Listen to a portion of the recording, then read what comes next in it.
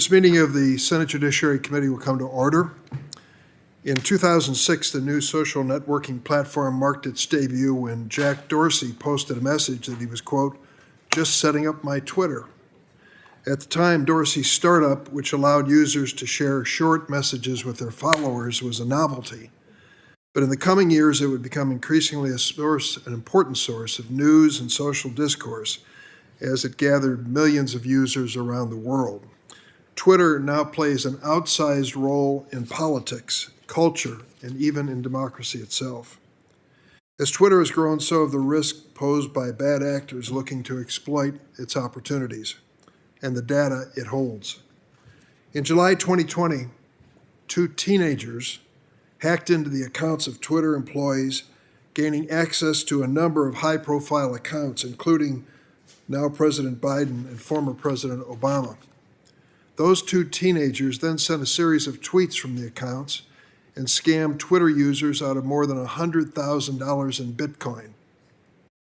In response, then CEO of Twitter, Dorsey, turned to a trusted name in the world of cybersecurity to lead an overhaul of Twitter's security practices.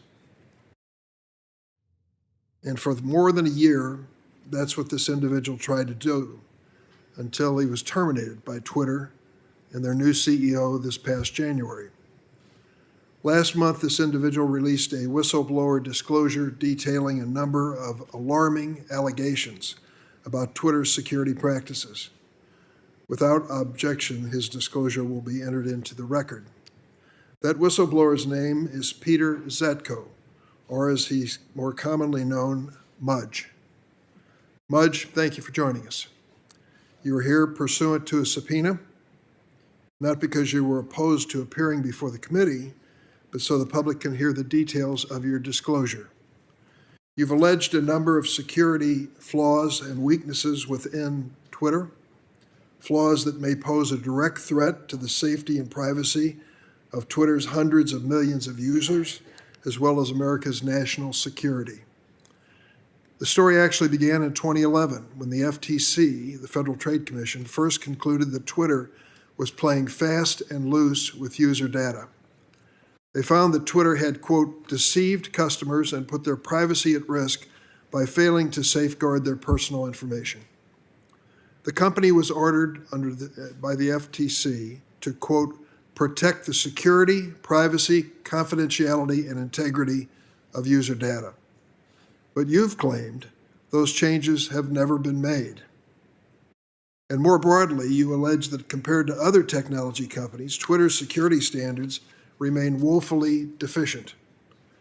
You allege that thousands of employees within the company have extraordinary access to sensitive information of Twitter's users, and that there is little oversight over how that information is assessed. Some Twitter users tuning in this morning may be asking, well, what's the big deal? When you sign up for Twitter, you knowingly hand over your email, your phone number, other information. That's how it is with most social media companies. But you expect, do we not, that these companies will take precautions to protect the personal information you give them. It's like depositing money at the bank. When you hand your money to the teller, they take it behind the counter and put it in a vault. But at Twitter, according to our witness today, the door to that vault is wide open. And that vault contains a lot more information about you than you can imagine. Twitter doesn't just have access to your tweets and email address. They also have access to all of the data necessary to directly access your device and even pinpoint your exact location. Say you're an American citizen, you're exercising your First Amendment freedom at a political protest, or maybe you're a woman seeking reproductive health care. If you're a Twitter user, it may not just be you at the protest or in that healthcare facility. Unbeknownst to you, someone else may be right there with you in your pocket or purse. Of course, many of us are comfortable with some of the programs on our phones having location data. It's helpful. But when that data isn't secure, we become vulnerable to bad actors, scam artists, stalkers, even foreign agents. To give an example, earlier this year, a Saudi national who worked for Twitter was convicted by a federal jury for stealing the personal data of dissidents who criticized the Saudi regime and handing the data over to the Saudi government. This is a matter of life and death, as we know, for these dissidents, as the butchering of Jamal Khashoggi made clear. There's also the matter of Twitter's reach. It was one of the largest megaphones that world leaders ever had at their disposal. We've already seen what can happen when small-time hackers break into Twitter accounts belonging to government officials. But what if? What if next time it isn't two teenagers trying to pull a crypto scam? Imagine if it's a malicious hacker or a hostile foreign government breaking into the president's Twitter account, or sending out false information claiming there was a terrorist attack on one of our citizens. We could see widespread panic. The bottom line is this: Twitter is an immensely powerful platform that cannot afford gaping security vulnerabilities. Today, we have a chance to engage in a good faith, bipartisan discussion to ask what needs to be done. A final point: politicians on both sides of the aisle have criticized Twitter. I, for one, believe that Twitter should be doing far more to combat the proliferation of hate speech and conspiracy theories. Republicans, on the other hand, claim that Twitter censors their conservative speakers. I urge my colleagues to set some of these partisan differences aside and try to find the common ground we need to establish security standards that will be raised today by our whistleblower. With that, I turn to our ranking member, Senator Grassley. Yeah, thank you, Chairman Durbin. A very important issue that you have brought before this committee, and I thank you for doing it. I, for one, want people to know that I love using Twitter. But we also know that big tech companies, such as Twitter, collect vast amounts of data on Americans. In the hands of foreign adversaries, this data is a gold mine of information that could be used against America's interest. Twitter has a responsibility to ensure that the data is protected and doesn't fall into the hands of foreign powers. Americans rightly expect that Twitter will protect that information. Thanks to a whistleblower that comes forward, we've learned that Twitter hasn't secured the data of tens of millions of Americans and countless other users. That whistleblower is here today, so we welcome you, Mudge. He comes before the committee today not only as an expert in the field of cybersecurity, but also as a whistleblower. I think all of my colleagues know that I have great deal of admiration for whistleblowers. I've always said that whistleblowers are patriotic individuals who often sacrifice their own career as well as their livelihood to root out waste, fraud, and abuse. Thank you very much for being here.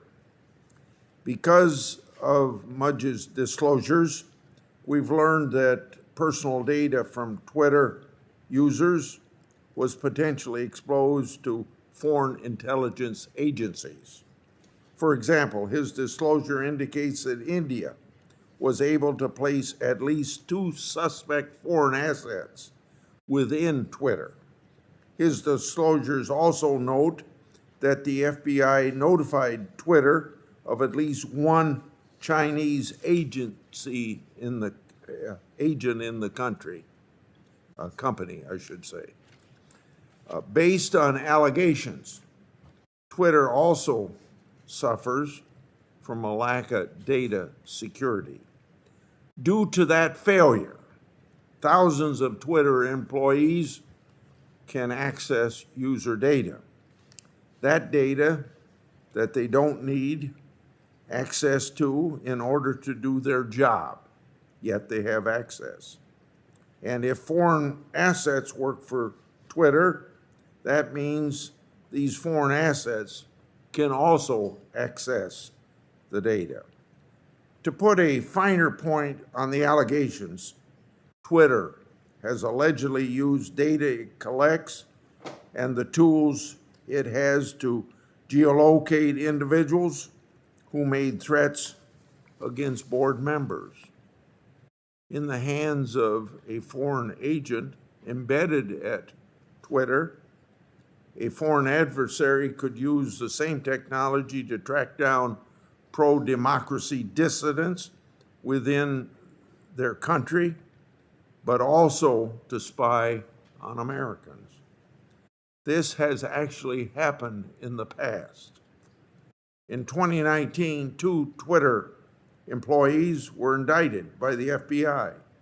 They used their position at Twitter to access private user data and then gave it to Saudi Arabia. These foreign agents were able to access and provide personal information on more than 6,000 individuals of interest to the Saudi government.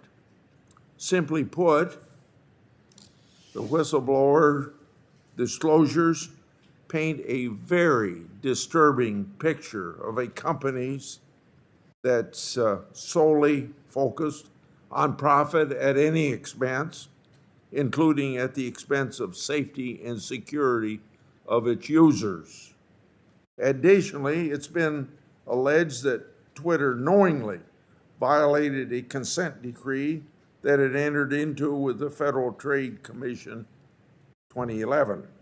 That consent decree required Twitter to address their access control failures.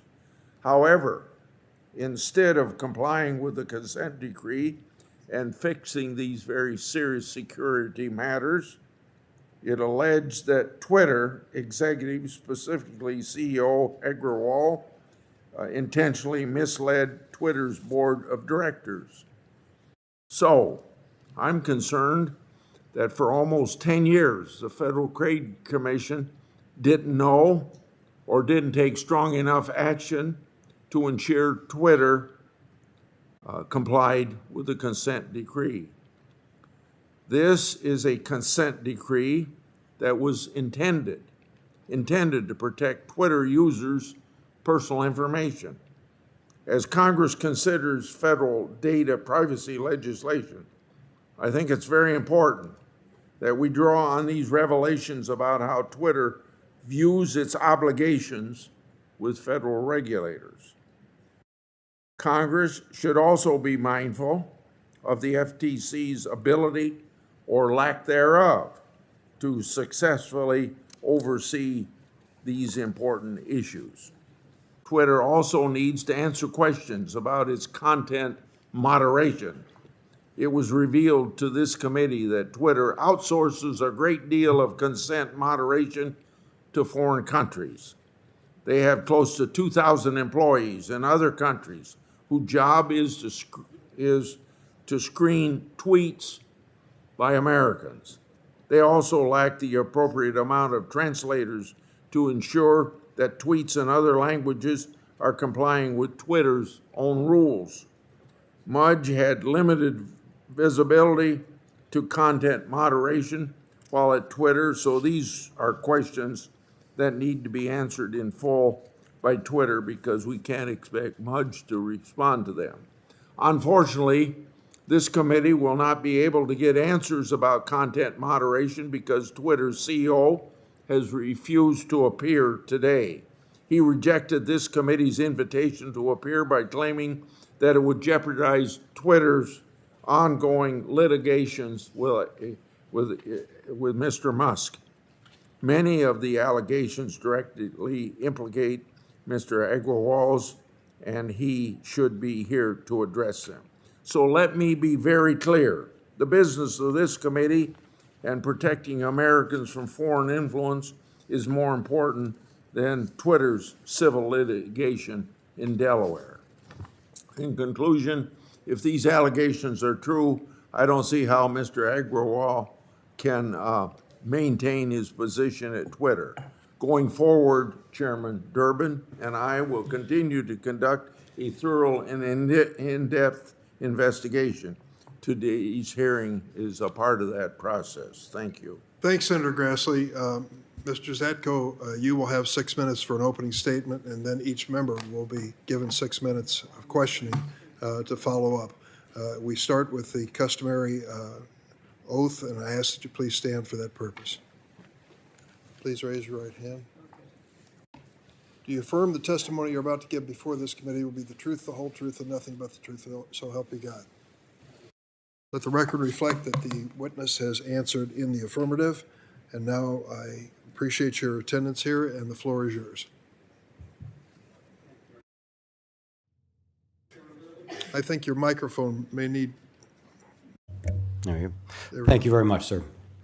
Chairman Durbin, Ranking Member Grassley, members of the committee, I appear before you today to answer questions about information I submitted in written disclosures about cybersecurity concerns I observed while working at Twitter. My name is Peter Zatko, but I'm more often referred to by my online handle as Mudge. For 30 years, my mission has been to make the world better by making it more secure. From November 2020 until January 2022, I was a member of Twitter's executive team.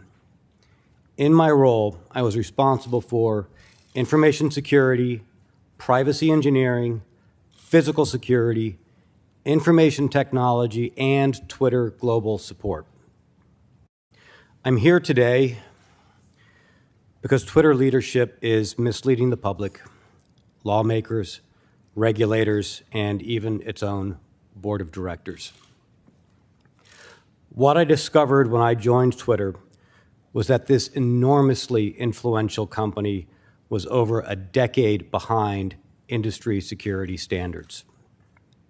The company's cybersecurity failures make it vulnerable to exploitation, causing real harm to real people. And when an influential media platform can be compromised by teenagers, thieves, and spies, and the company repeatedly creates security problems on their own, this is a big deal for all of us. When I brought concrete evidence of these fundamental problems to the executive team and repeatedly sounded the alarm of the real risks associated with them, and these were problems brought to me by the engineers and employees of the company themselves, the executive team chose instead to mislead its board, shareholders, lawmakers, and the public instead of addressing them. This leads to two obvious questions. Why did they do that? And what were the problems and vulnerabilities identified? And that's what I'm here to talk about. So first, why did they do that? To put it bluntly, Twitter leadership ignored its engineers because key parts of leadership lacked the competency to understand the scope of the problem, but more importantly, their executive incentives led them to prioritize profits over security. Upton Sinclair famously said, "It is difficult to get a man to understand something when his salary depends on his not understanding it." This mentality is exactly what I saw at the executive level at Twitter. So what are the problems I discovered? Two basic issues. First, they don't know what data they have, where it lives, or where it came from, and so, unsurprisingly, they can't protect it. And this leads to the second problem, which is the employees then have to have too much access to too much data and to too many systems. You can think of it this way, which is it doesn't matter who has keys if you don't have any locks on the doors. And this kind of vulnerability is not in the abstract. It's not far-fetched to say that an employee inside the company could take over the accounts of all of the senators in this room. Given the real harm to users and national security, I determined it was necessary to take on the personal and professional risk to myself and to my family of becoming a whistleblower. I did not make my whistleblower disclosures out of spite or to harm Twitter. Far from that, I continue to believe in the mission of the company and root for its success. But that success can only happen if the privacy and security of Twitter's users and the public are protected.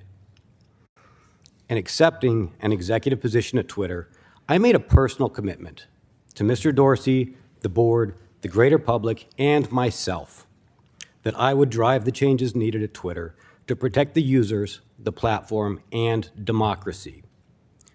That's what I'm continuing to do here today. I stand by the statements I made in my lawful disclosures, and I am here to answer any questions you may have about them. Thank you. Thank you, Mr. Zatko. I'll start the questioning, and as I mentioned, each member will have 6 minutes to ask you questions. Those of us who are not expert but rely on the internet every day for personal, professional reasons know that many times we are given disclosures, lengthy disclosures that scroll across the screen, which are hardly ever read, in my estimation, and usually end up with a bottom box that said approve. And that is as far as we go, a warning about what we're getting into. Can we get into the real world now and talk about whether or not consumers across America have a right to be warned if they're opening or using a Twitter account as to what's going to happen with their data? For example, if I disclose my name and my address and my email address, I expect that that may be vulnerable. Somebody could use that in some future time. You hope not, but it could happen. But what I infer from your testimony and what we've read about your findings is there's a lot more information being collected by Twitter beyond that basic information that is going to be used by them for different purposes. Is that a fact? Yes, I entirely concur. I mean, when we sign up for an account, I hope that the company is being responsible and not just saying that they are, would like the data to be used correctly and safely, but that they're actually able to quantifiably, internally, guarantee that that is the case. As far as the type of data, I believe Senator Grassley, referred to an incident. We had a user on Twitter that was harassing some members of the executive team and some members of the board. And as an example, this person, the CTO, came to me and said, Mudge, is this a real viable threat? Do I need to be worried? Who is this person? And it took me maybe 30 minutes to reach out to an employee and say, what do we know about this person?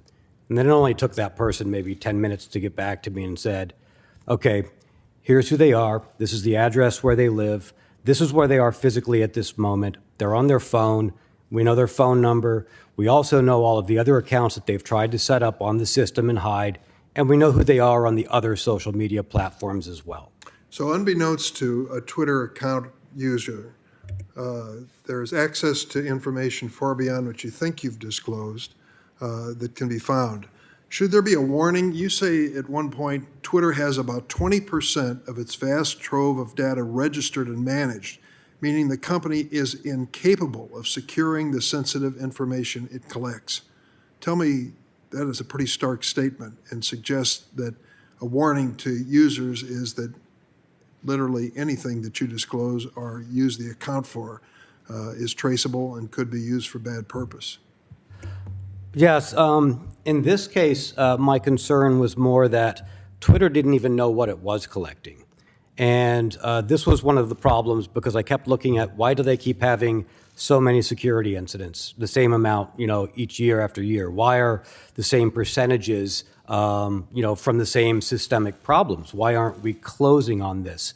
What is fundamentally under the hood broken? Where is the systemic failure? And then it turned out from an internal study that the engineers did on their own because they weren't given, the cover and the time and the resources to do this as part of their job, that only about 20% of the information that they had, that they were collecting, did they know why they got it, why the person had given it to them, how it was supposed to be used, when it was supposed to be deleted, and that the remaining, I think it was 80%, I refer you to the disclosures for the specific numbers, was, hey, we know that our systems are using some of this other data, but we don't know what it is. And then a lot of the data, they just recognized, we don't even know what these are. Petabytes, huge amounts of data. And they did a sampling, and that included personally identifying information, phone numbers, addresses. So for me, the concern there is anybody with access inside Twitter, and half the company has access to the production environment that has this, could go rooting through and find this information and use it for their own purposes. So if 80% of the data that is being collected is in fact registered, or not registered and managed, and the one with the Twitter account person is vulnerable in that regard. I wouldn't exactly give a passing grade to Twitter when it comes to the security of information that they've gathered. Now let me ask you on the other side of the ledger. Would you grade as well the government agencies that have some responsibility to make sure that the American consumer's privacy and security is protected? For example, the Federal Trade Commission, Securities and Exchange Commission, and others. So that was something that that came to mind as well. I said, we've had a 2011 consent decree. This is over a decade. How have we been passing this, especially since there were at least 2 more times where there were violations for the exact same problem, the misuse of email data that was collected for security purposes, but then turned around and used for marketing, which was a violation of the assumption of why you were providing them the data. How come we keep making these same mistakes? What is the FTC missing, or what is it that we are telling the FTC as Twitter that is incorrect? And I think honestly, the FTC is a little, over their head. They've compared to the size of the big tech companies and the challenge they have against them, they're left letting companies grade their own homework. And I think that's one of the big challenges. I'm running out of time, and I'll just say that I think that the area of great concern as well is the access of foreign governments and foreign agencies to the same data. Americans signing up for Twitter have no idea that they are at least vulnerable to that possibility, and we know that the conviction of individuals in Saudi Arabia or for dealing with the Saudi government is proof positive of that possibility. Thank you very much. Senator Grassley? Yeah, I'm going to take off where the chairman just left off. The communist Chinese government bans Twitter, yet companies based in China advertise on the platform. When a user clicks on such an advertisement, they've presumably redirected to a website controlled by the Chinese government, which can collect vast amounts of data and track their location. With respect to pro-democracy Chinese citizens, is Twitter endangering their lives by allowing China to advertise on the platform? I think that's a very valid concern, sir. And that was a concern that was raised to me by the employees inside Twitter who were disturbed that in a country where the service was not allowed to be used and provide a voice to the public, but that money was being accepted from organizations that may or may not be associated with the Chinese government. And I believe there was a Reuters article just a day or so ago saying that they did identify that there were governments related to China advertising on the platform, possibly in violation of Twitter's own policies. The executive in charge of sales very shortly after I joined said, Mudge, this is a big internal conundrum because we're making too much money from these sales. We're not going to stop. We need something that will make the employees more comfortable with the fact that we're doing this, figure out how we essentially thread this needle or frame it, which made me a bit uncomfortable. And they didn't know what people they were putting at risk or what information they were even giving to the government, which made me concerned that they hadn't thought through the problem in the first place that they were putting their users at risk for. And that was a very common problem where I saw that Twitter was a company that was managed by risk and by crises instead of one that manages risk and crises. It was very it would react to problems too late. I think you just answered this question, but I want to ask it and see if you've said all you want to on the subject. While at Twitter, you raised concerns with their policy allowing Chinese advertisement. What was Twitter's response? In a nutshell, it was, we're already in bed. It would be problematic if we lost that revenue stream, so figure out a way to make people comfortable with it. Okay. According to your disclosure, thousands of Twitter employees have access to Twitter user data and internal systems. That includes nearly 4,000 engineers, which is half of Twitter's workforce. However, you've stated that they don't need that kind of widespread access to perform their job duties. Based on Twitter's reported lack of data security, what kind of access would foreign agents have, and what kind of data would they be able to obtain? In your answer, please explain why this is a problem and how it could impact U.S. national security. Yes, sir. Let me break that down into two parts of an answer. So Twitter has engineers and non-engineers. Twitter does not have, at least when I was there, which was up until January of 2022, does not have a testing environment or a development or staging environment. This is an oddity. This is an exception to the norm. Most companies will have a place where you test your software, where you build it, where you make sure it's working the way you want it to. Think about somebody building an airplane and saying, like, I'm going to put it in a wind tunnel. I'm going to build it in an environment. I'm not going to put passengers on it, put it in the air, and then figure out how to build it or tweak the engines at that point. Twitter just has the production environment, the running systems, the live data. When you become an engineer, which is half of the company are engineers, you are by default given some access to this live production environment. You are doing your testing, you are doing your work on live systems and live data, irrespective of where you are in the world as an engineer. So if you are a foreign agent and you are hired and you are an engineer, you've got access to all of that data that we talked about. The 80% that Twitter doesn't know what's in, yet the engineers studied and realized is personally identifying information, other sensitive information, where there's a lack of access controls because they have too much data and they just didn't know where everything is, so they have to give everybody access, and the systems can access the information. But also recall that foreign agents can have multiple goals. And sometimes it's not just the engineers or the technical access that they want, but it might be information about the plans of Twitter, what plans Twitter has to potentially censor information in a government or concede to a government's request, or what plans they have for expansion in a particular environment. And in those cases, that's where I saw, with high confidence, a foreign agent placed from India to understand the negotiations and how well they were going for or against India's party, who was having difficulties with Twitter in India. In your disclosure, you mentioned that the FBI notified Twitter that one of their employees was suspected of being a Chinese foreign asset. Were you and others at Twitter at all surprised by that? This was made aware to me maybe a week before I was surprised and summarily dismissed. I had been told, because the corporate security, physical security team had been contacted and told that there was at least one agent of the MSS, which is one of China's intelligence services, on the payroll inside Twitter.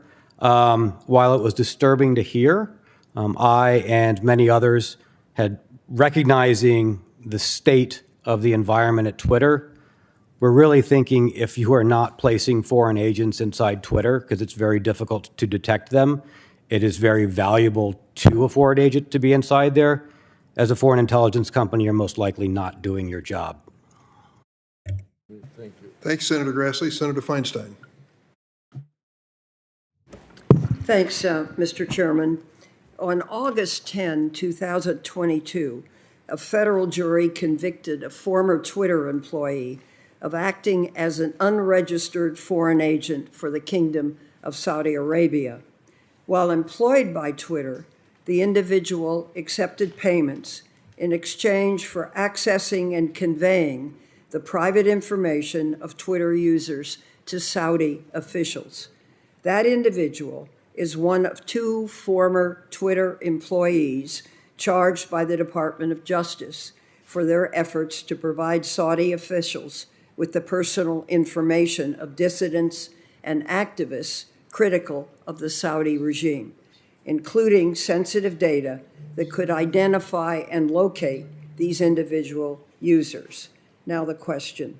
As head of security, Mr. Zatko, can you describe the types of efforts you've seen by foreign governments to infiltrate, control, exploit, or surveil Twitter and its users, and share what steps Twitter and regulators should have taken to protect against these attacks? Yes, ma'am. Thank you.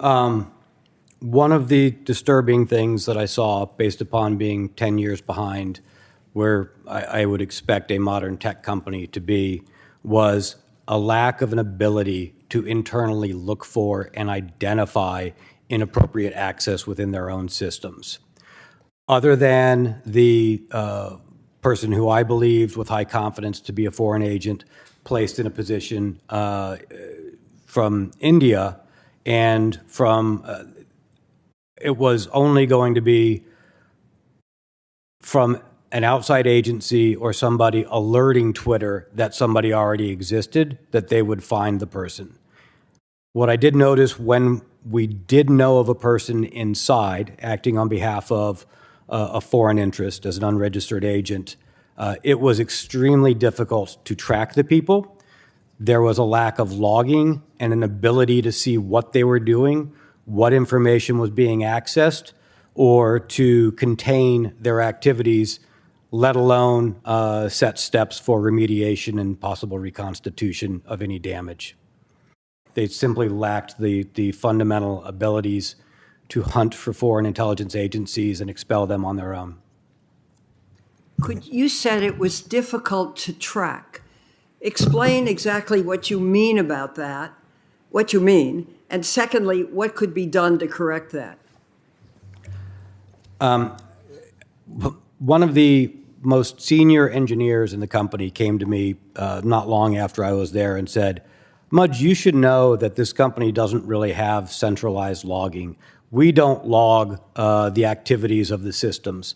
I was surprised by this. Most tech companies, most companies I know of, even not in tech, have logs about what's happening on their systems. And this tells you who tried to log in, who was doing what, where, when it happened. Later on in my tenure, I learned that there were thousands of failed attempts to access internal systems that were happening per week, and nobody was noticing.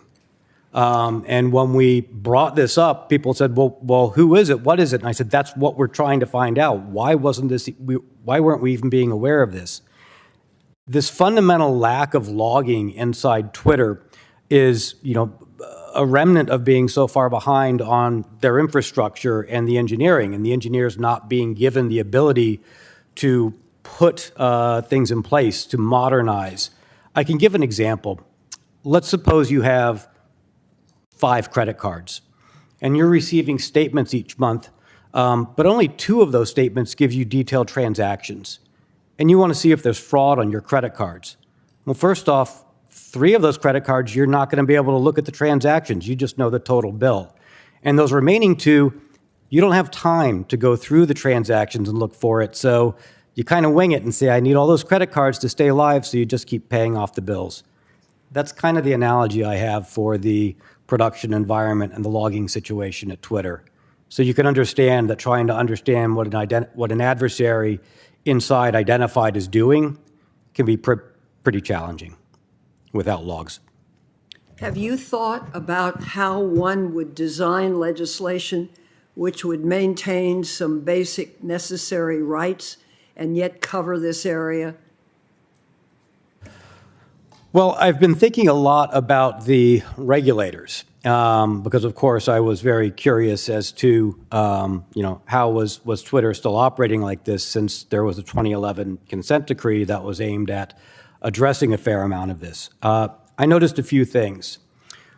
One, there were a lot of evaluations and examinations which were interview questions. So essentially, the organization was allowed to grade their own homework. Did you make things better? Yes, we did. Okay, check. There wasn't a lot of ground truth. There wasn't a lot of quantified measurements, and a fair amount of the interviews came from companies, auditors that Twitter themselves were able to hire. So I think that's a little bit of a maybe conflict of interest. I also noticed that of all of the regulators, some of the foreign regulators were much more feared than the FTC. For instance, the French CNIL, the CNIL, the French version of the FTC. terrified Twitter in comparison to the FTC. And when I looked at why, it was because there was more of the fear that it wouldn't be a one-time fine. One-time fines are priced in. One-time fines didn't bother Twitter at all.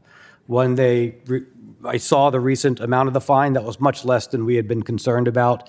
And each time it was a one-time fine, in my discussions with the chief privacy officer, with the privacy engineer head, that was and the executives, the thought was, okay, we'll pay that and we can keep kicking the can down the road and hope, maybe we'll get another one-time fine. Wall Street didn't seem to care because it wasn't a long-term problem that was ongoing.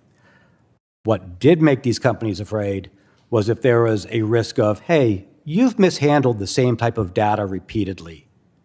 Maybe we're not going to let you monetize that type of data. Sorry, who mishandled the data? Oh, so if Twitter, for example, Twitter mishandled email addresses repeatedly.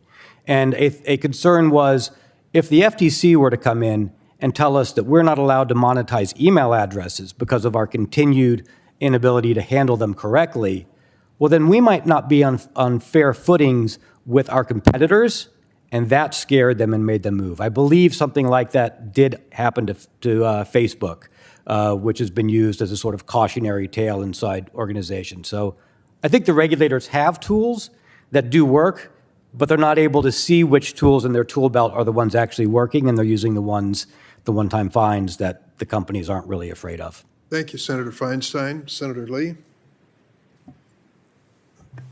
Thank you very much, Mr. Chairman. Mr. Zatko, thanks for being here. In your disclosures, you include information that Twitter's head of privacy engineering and the chief privacy officer reported the following to the board of directors toward the end of 2021. This is a quote. Every new employee has access to data they do not need to have access to for the purpose of their role. And also added that until Twitter could reach the point where it could implement a system to manage access to data, they were, quote, at risk of inappropriate access or use of data. They also reported that our inability to delete data compounds that risk, as we retain data that we should not have and which is therefore accessible by people who do not need to have access to this data. Tell me, Mr. Zatko, what action was taken by Twitter's board of directors in response to this rather shocking information? This is not the first time the board of directors had been made aware of that or told this, and there was no change or mandate or charge put forward by the board of the directors. What do they mean by when they refer to the inability to delete data? Why is that significant? If you don't know where your data is, as we talked about, these large amounts of data, and somebody comes in and says, I've left the system, and maybe the FTC asks, well, have you deleted all the user data? You can't respond in the affirmative because— Even if you've deleted the account. Correct, because you don't know where else this data lives in systems because you don't know what data you have and where it is. That's correct. So does this mean that Twitter is actually unable to delete data, or is it just unwilling? It is unable because they do not know where it is, so they are unable to comply. Okay. So but this has resulted from a deliberate decision at some point to adopt protocols that don't allow them to do that, right? To choose other priorities rather than to correctly register and track and understand where their data lives. It is physically possible. I mean, you could have a database in which you could track it. Absolutely. If you knew where everything was in your database, you could go delete it. If you chose to make that a priority, to make sure that the new data coming in was correctly registered and to go back and figure out what data you have and where it is, you could absolutely go delete it. But that hasn't been prioritized over other projects such as increasing revenue or users. Now, I'm concerned, as I assume most or all Americans would be, those who become aware of these concerns, that Twitter has seemingly turned a blind eye, rather deliberately, to some pretty significant security risks, potentially compromising their own personal data, including geolocation information, both to hackers and to foreign government agents and to other people who, for whatever reason, whether for corporate espionage purposes, for other commercial purposes or otherwise, might want to gain access to this information.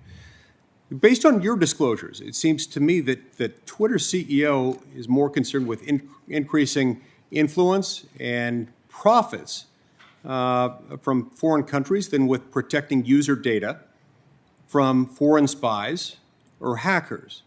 Now, you claim that Twitter has hired foreign government agents at the cost of doing, as sort of the cost of doing business in countries like India, Nigeria, and China. And as you've related, Twitter has knowingly hired these government spies so as to not risk losing access to users and markets in those countries, or in the case of China, to not lose access to advertising revenues. Do these engineers who are suspected of being foreign agents, do they have access to all user data or just a certain subset of the user data?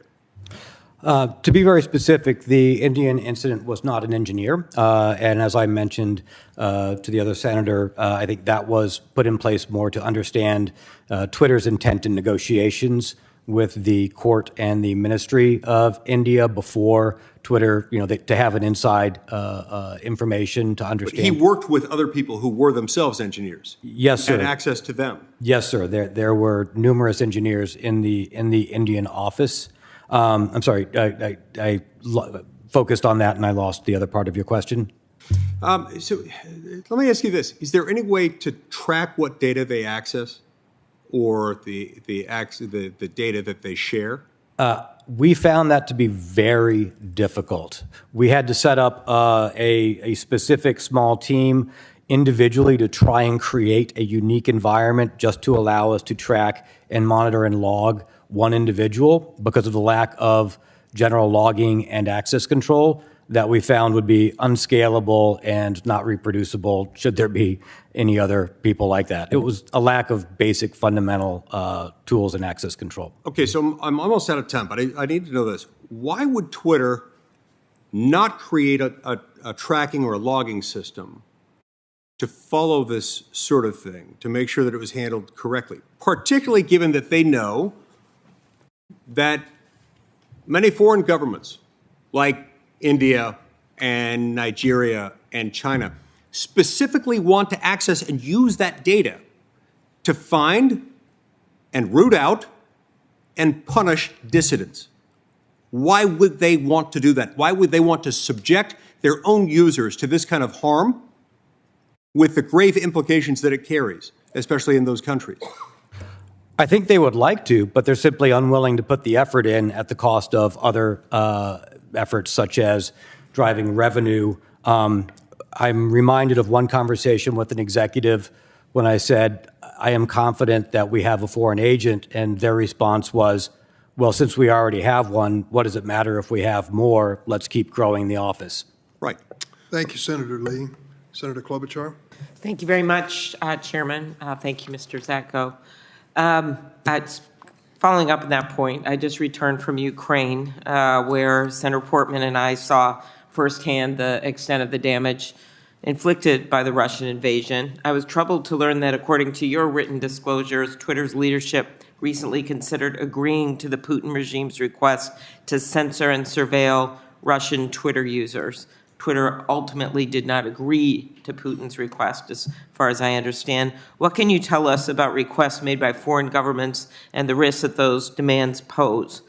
And why would a company like Twitter consider agreeing to a request to censor or surveil users? I was very surprised and shocked by that one-on-one conversation which I had with Mr. Agrawal. This was prior to his assuming the CEO role. I understand to be it out of a frustration of the inability to perform, and this kind of goes into content moderation, which we talked about before, and while that wasn't my main ballywick, and I've been informed I shouldn't go into details about conversations I've had with Twitter counsel, there was we don't really have the ability and tools to do things correctly. This is a lot of work. It's not, driving our main executive incentive goals. Is there a way that we can simply punt And since they have elections, doesn't that make them a democracy? Thank you. I am a big believer that these companies, and not just Twitter, have to invest more in protecting data and protecting the public. And I heard Senator Durbin talk to you about the agencies, right? And you, I think, agree with me that the agencies in the U.S. are underfunded when it comes to taking on these major cases. But I want to turn to ourselves and put the mirror back on ourselves here in Congress.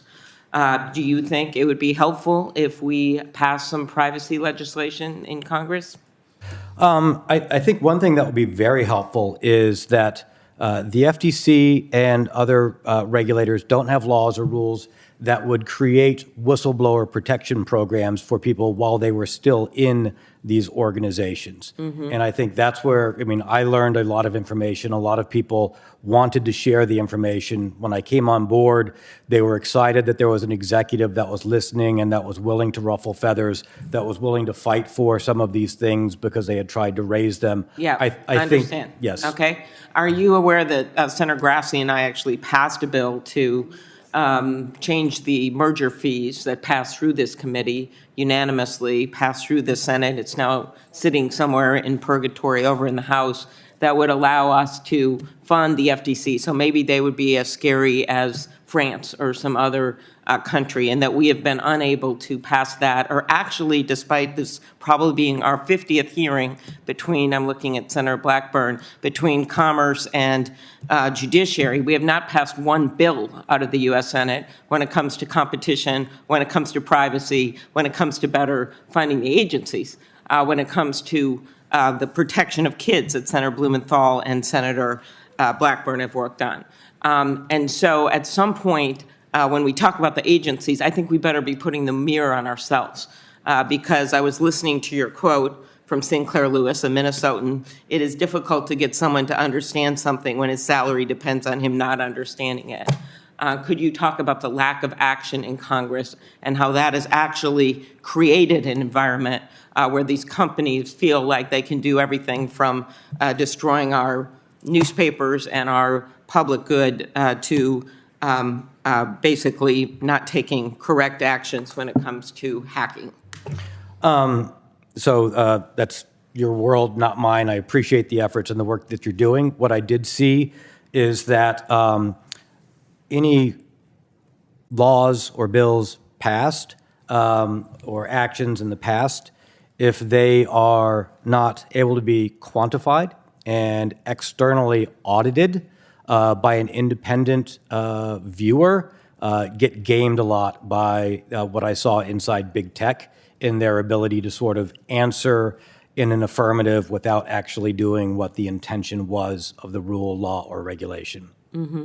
One other bill I want to mention, and Senator teamed up here with Senator Coons and Portman on this, Platform Accountability and Transparency Act, to require digital platforms to give researchers access to data. And the independent experts that you hired to audit Twitter's processes for addressing disinformation found serious problems, made recommendations. However, I think Twitter's leadership didn't listen. In your view, why do you think Twitter failed to act on the recommendations made related to the disinformation? And how could independent groups help? Yeah, I'm a big fan of independent groups having independent eyes and providing ground truth on that. I think this is, I should be clear, first off, the engineers and the employees want this change. The culture, and I can speak primarily about Twitter because that's what I'm here to talk about in the most recent big tech company I've been involved with. It's a culture where they don't prioritize. They're only able to focus on one crisis at a time. And that crisis isn't completed. It's simply replaced by another crisis. Correct. So I think they would like to wave a magic wand and have all of these things fixed, but they're unwilling to bite the bullet and look strategically and say, hey, we're going to have to devote some time and money to get these basic things in place and to be honest with their investors, the public, their board, themselves, and do the legwork rather than just react to what's coming in that they hear from a hearing like this or from the news. just until the next crisis comes Exactly, along. as opposed to us putting some long-term rules in place. Last thing, you talked about in your disclosures that Twitter does not have enough resources focused on removing misinformation and hate speech. In particular, you noted that half of the content flagged for review in Twitter Spaces features was in a language that employees didn't even speak. Obviously, you can't check whether a tweet violates Twitter's rules if you don't speak the language. I have had my own experience directly conveying a misinformation that was put out on me that resulted in an attack on a member of my family. And I don't know if you knew that because I told Jack Dorsey about it. And nothing ever changed, except when finally regular media reported that it was a lie. But those are the kinds of things that happen to people in this building because of the misinformation that is rampant on social media. Could you comment about what you think they should be doing about that?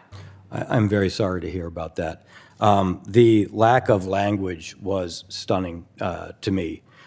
This was a situation where I brought in a world-class leader for Twitter Global Support who also identified this, and we started saying, you can't react to a language situation.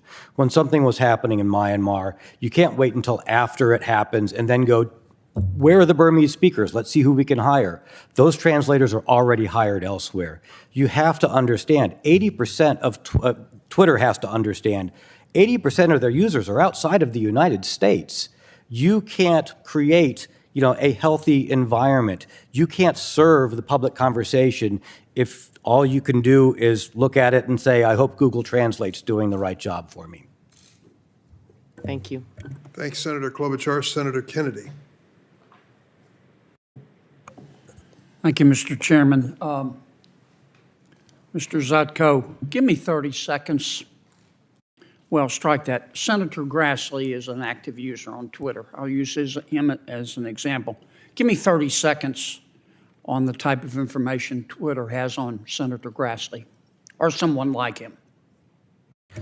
If I was, if there was somebody, just like what the CTO came to me and said, hey, we've got a problem with this user. Is this user? Just give me 30 seconds on the type of information Sure. that Twitter has on the average Twitter user. Sure.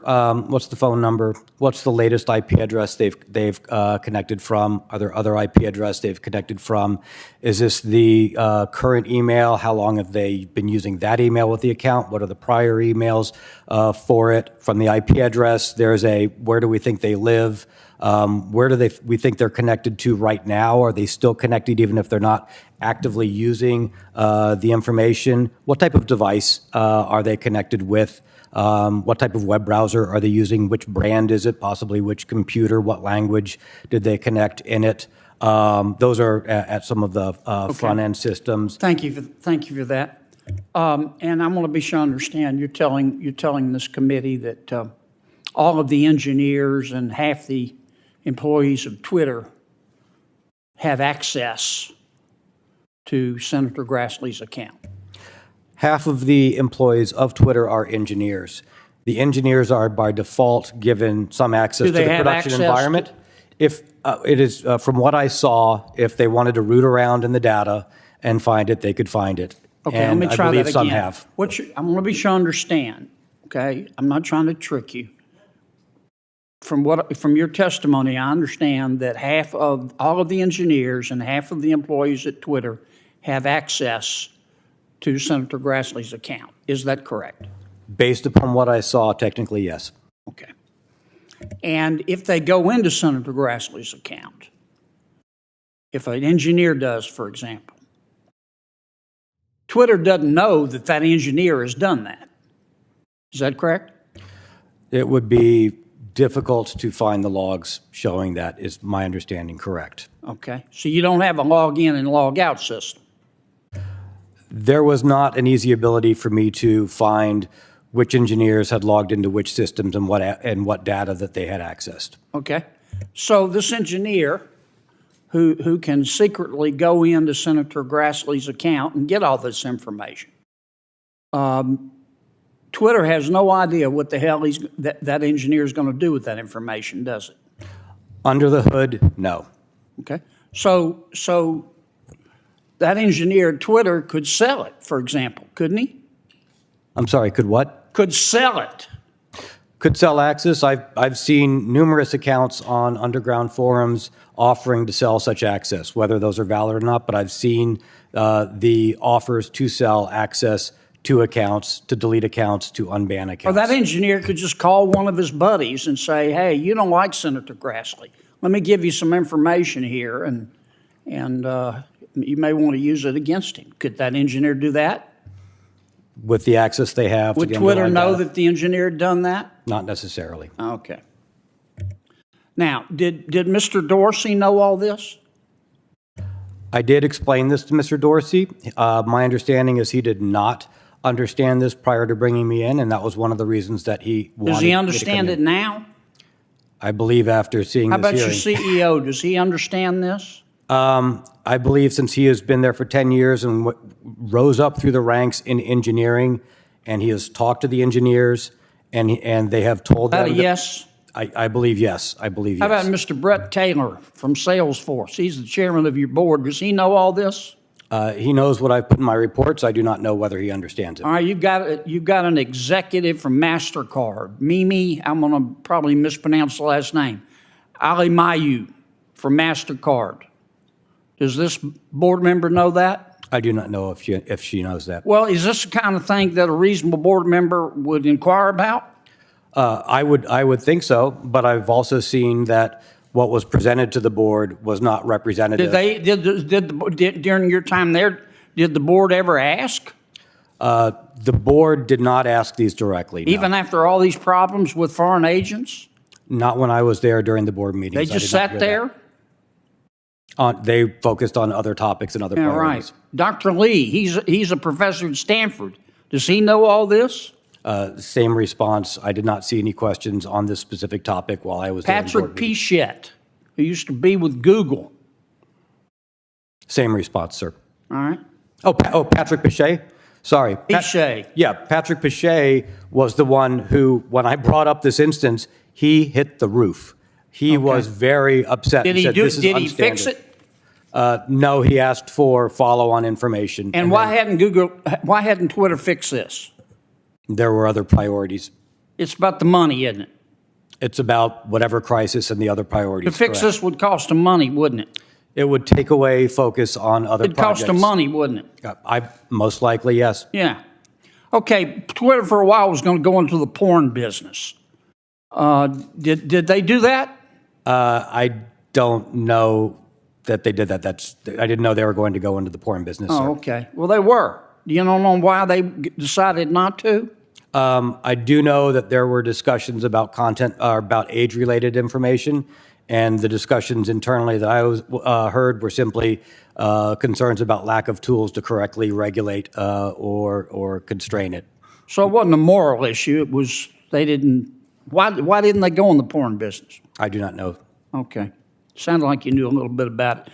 Last question. I'll ask it quickly, Mr. Chairman. Who sets the standards for censorship at Twitter? I believe that comes out of council. Your lawyer? I believe so, sir. And do they talk with the board about it? I have been advised out of an abundance of caution that I shouldn't comment on any Twitter council conversations for AC Priv that Twitter might assert. Thank you, Mr. Chairman. Thank you, Senator Kennedy. Senator Blumenthal. Thanks, Mr. Chairman.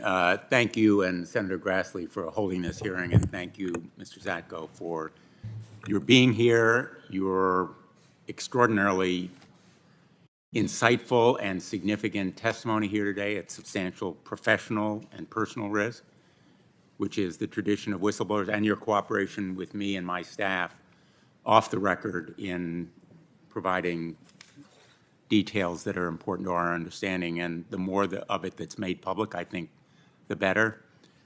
Would you agree with me that Twitter has put its users' health and safety severely at risk? Yes, sir. And it's put the national security severely at risk? Yes, sir. That was And part its of my disclosure. management has misled its own board of directors. Yes, sir. And in that event, the management ought to be certainly restructured, shifted, changed, correct? Yes, sir. That kind of structural reform is necessary to achieve changes within the company. That is my belief. You've also said that this company has misrepresented facts to government agencies, most especially the FTC. That's correct, isn't it? Yes, that is correct, sir.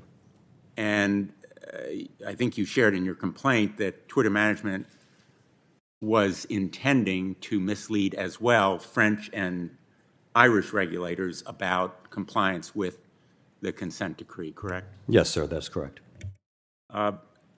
How high in the Twitter management would you say that intent to mislead and, in effect, deceive government agencies went? To the CEO, I do not know to what level inside the board. They did not know because of misrepresentation or chose not to push. The misleading of government agencies is one of the reasons why stronger action hasn't been taken, That could very well be, sir. but it also, in effect, is the result of a lack of vigor in law enforcement, whether because of inadequate resources or a failure of will. That could be as well, sir. In fact, the most recent settlement with Twitter, which was a payment of $150 million earlier this year, the FTC and Department of Justice stated that Twitter violated the 2011 consent decree. That's no surprise. But the size of the penalty, a mere $150 million, amounts to the kind of burden on us average drivers when we pay the toll to go into Manhattan, given that its profit in the second quarter of this year was about $1.18 billion, correct? That is correct. While I was there, the concern only really was about a significantly higher amount, significantly higher, or if it would have been a more institutional restructuring risk. But that amount would have been of very little concern while I was there. To effectively address this problem, we need not only to insist on restructuring the company, but also likely restructuring, reforming, and energizing our regulatory apparatus, not only as to Twitter, but also as to other internet companies and platforms. Would you agree? Yes, I would. The intent of the regulators, I think, is the right intent, but it is not being followed or correctly adhered to. All of what you're saying, everything in your complaint, and a lot of what we've heard in this committee and in other committees leads me to think we need a new agency. As reluctant as I am to suggest a new government bureaucracy, I don't think it needs to be a government bureaucracy with a lot of new people, but it needs to be a new means of enforcement here to bring cases to the Department of Justice, focusing on privacy, security, and protecting users as well as our national security. Would you agree? I had not considered that. I will have to think about that. It is a very interesting approach. I'm not reaching any conclusions, but clearly what we're doing right now is not working. You would agree with that? Yes, what I have seen, the tools that are used out of the tool belt are not working. I do believe other tools in the tool belt do work, but the regulators aren't able to quantify and get measurements that would show them to switch to the other tools they have. What are the remedies that, for example, other countries have that enable them to better protect privacy? Some are simply much more aggressive and do not accept answers at face value, put very strict time constraints on requiring answers, require data to back up the answers, and threaten to preclude monetizing entire markets, such as maybe you won't be allowed to monetize in France, or maybe you won't be allowed to use a particular data source in France, and you have a week to respond sort of approach. And let me just finish on that note. to expand on the Upton Sinclair theory of the case here, essentially, users and their information are Twitter's product. They are the means to monetize the eyeballs on the site, to collect, use, and monetize that information is the Twitter business. And so their reckless disregard for their users' health and safety and for the national security is a product of that incentive. Would you agree? Yes, sir. And that's why I understand the M in MDAO to be monetizable daily average users. Thank you, Mr. Senator Chairman. Blumenthal. Senator Blackburn? Thank you, Mr. Chairman. Thank you for joining us today. I'm a mother and a grandmother, and I want to talk with you about this process Twitter has gone through. They tried to start a new subscription-based adult entertainment section. Are you familiar with that? No, ma'am, I'm not. You're not, okay. Well, they had to scrap the plans because an internal team found that they had too much child and non-consensual pornography that was on their site already. Are you aware of that? No, ma'am, unfortunately, it does not surprise me. Okay. Well, there's a federal court case right now against Twitter because the site repeatedly refused to take down tweets of children as young as 13 and 14 performing sex acts in photographs and in videos. And these were posted by sex traffickers who were impersonating a teenage female. So my question is, why? For what reason would Twitter refuse to take down this sexually explicit content if it knew that it was affecting underage children? Why would they leave this up? And why would they refuse to take this down? From what I saw on the area of adult content, because that was brought up, and the concern was certain advertisers didn't want adult content to appear next to ads they were putting, and that was a concern inside the company. The lack of They had a monetary concern, but not a moral concern?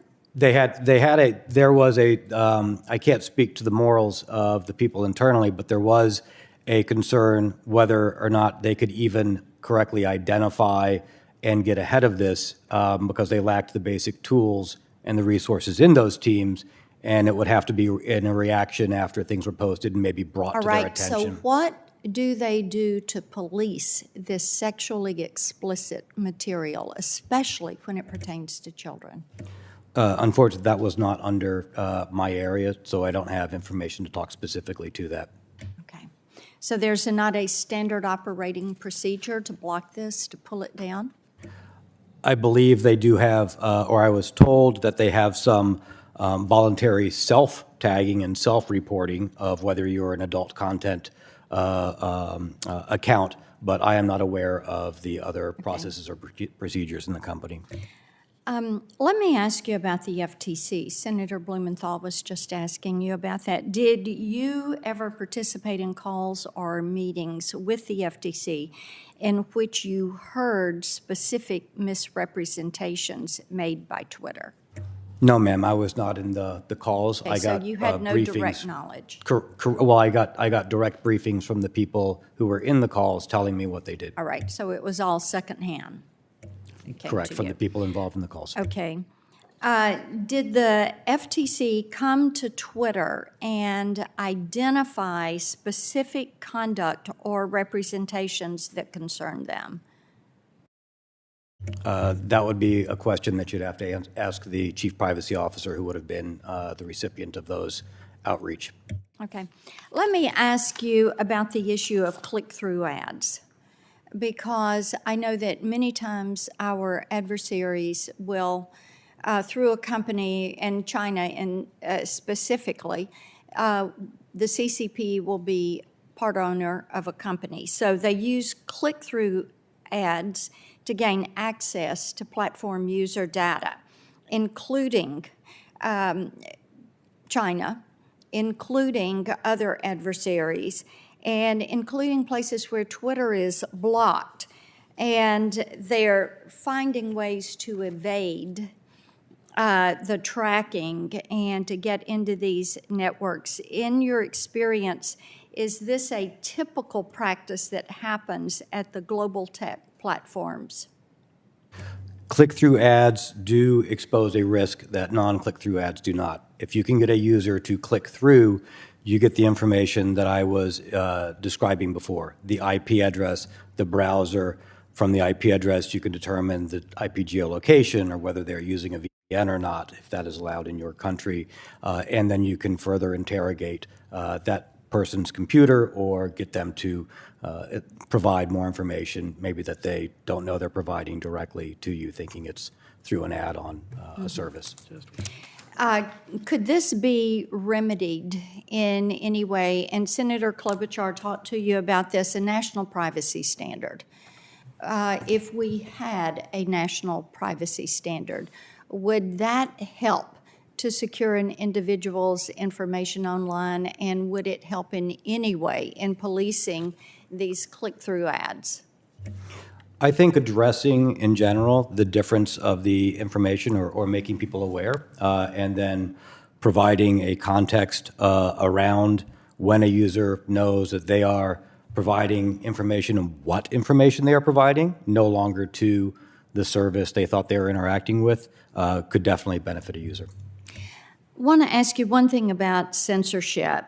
And during your time at Twitter, did you participate in any conversations or meetings where content moderation decisions were made based on a poster's political views?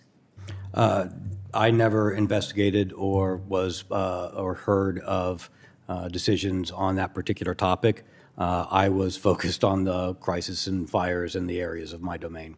Thank you, Okay. Senator Blackburn. Thank you. Senator Coons?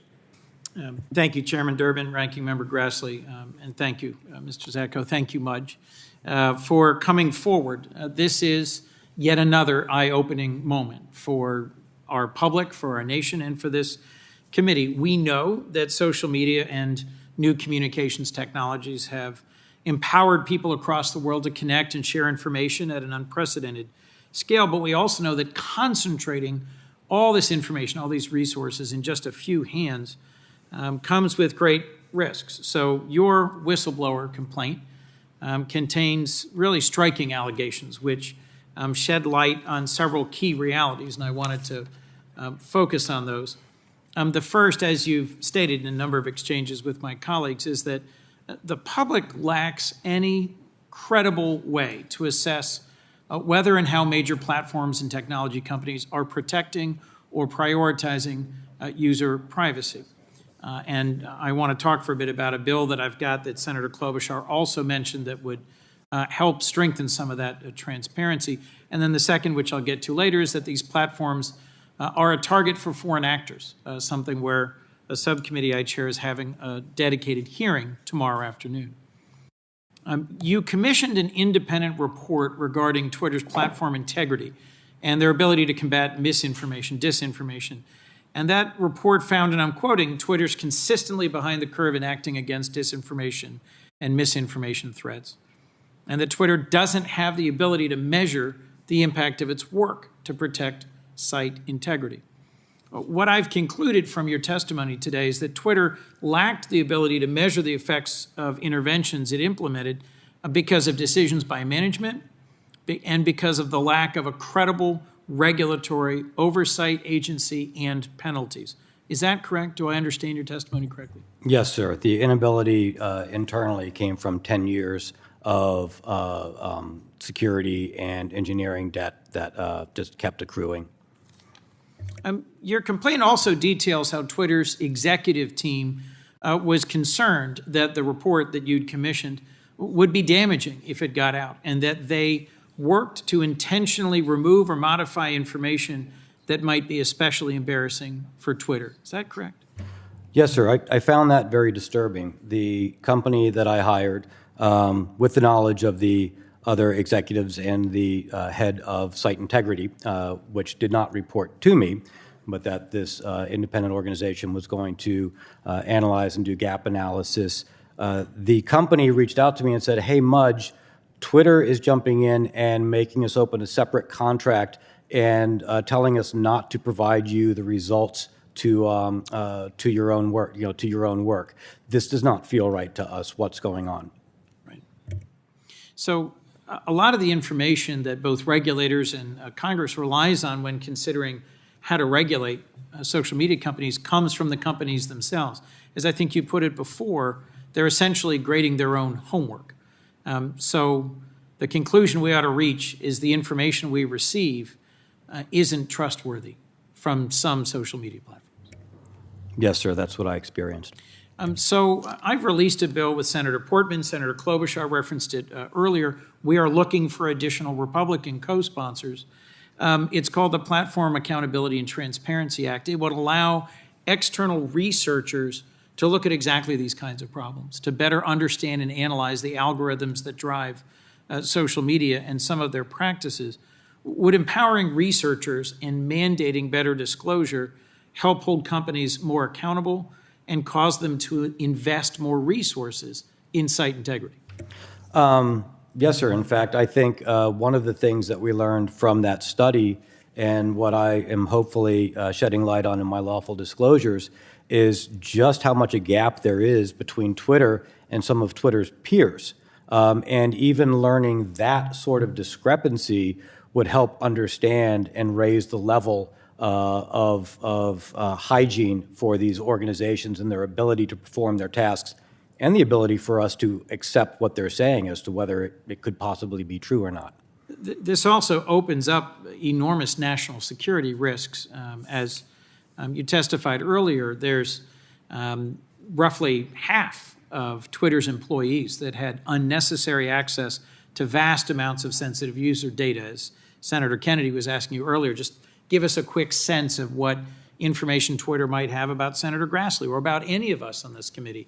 And it is deeper and broader, and I suspect if you'd gone further, it then unlocks a whole profile that can give really dramatic insight into members of law enforcement, members of the military, members of Congress, and their families, their travel, their preferences, their actions, their consumer activities. All of that has some real consequences.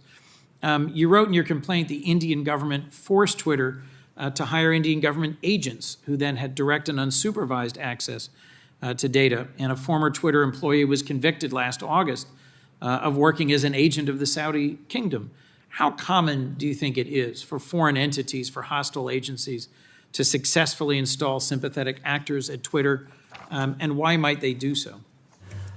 Well, if there's any number of reasons, there are many of reasons why you would do so, in particular to not just identify people of interest or track groups of interest, but also to maybe look at whether or not Twitter has identified your agents or your information operations. What other governments has Twitter possibly identified? And remember, outside of the ability to access large amounts of data on the engineering side, you would want to know what Twitter's plan is as far as whether they will cede to your demands for control of information within their environments or not in order to change different types of political pressure, such as strong-arming. And as we saw, that country was even threatening to put Twitter employees in jail if Twitter didn't change particular activities on the platform. With 80% of Twitter's users outside the United States, and with Twitter having a deep access and resources to critical leaders in our country and other countries, I think this is genuinely concerning.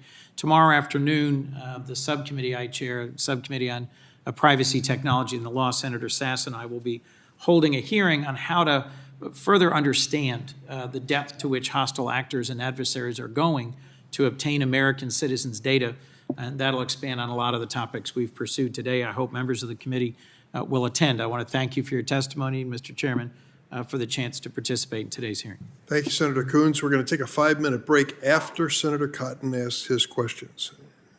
Senator Cotton. Thank you, Mr. Zatko, for your very informative testimony this morning. I want to start with some questions about Twitter's censorship policies. I know you weren't at Twitter for most of 2020, but I want to start with an example from June of 2020, specifically me. As left-wing street militias were rioting and looting in our streets, I posted on the website that the National Guard and even the active duty military have been used to stop such rioting in the past, most recently in 1992 in the LA riots. Within a couple hours, a low-level employee at Twitter's Washington office contacted my staff and said that if I did not delete that tweet, that my account would be permanently locked. My staff worked with this low-level employee, calling her on several occasions because she seemed very reluctant to put anything in writing in an email. They documented the accuracy of my comment and gave examples of how other elected officials had used similar language. The 30-minute window passed. My account was not locked. Ultimately, she said that Twitter would not take any action about my account. As I said, I know it was before you began at Twitter, but from your experience, would a low-level Twitter employee typically have the authority to permanently lock the account of an elected member of Congress? From my experience, they should not have the authorization to do it, although it would probably be a low-level employee that would be instructed to do it.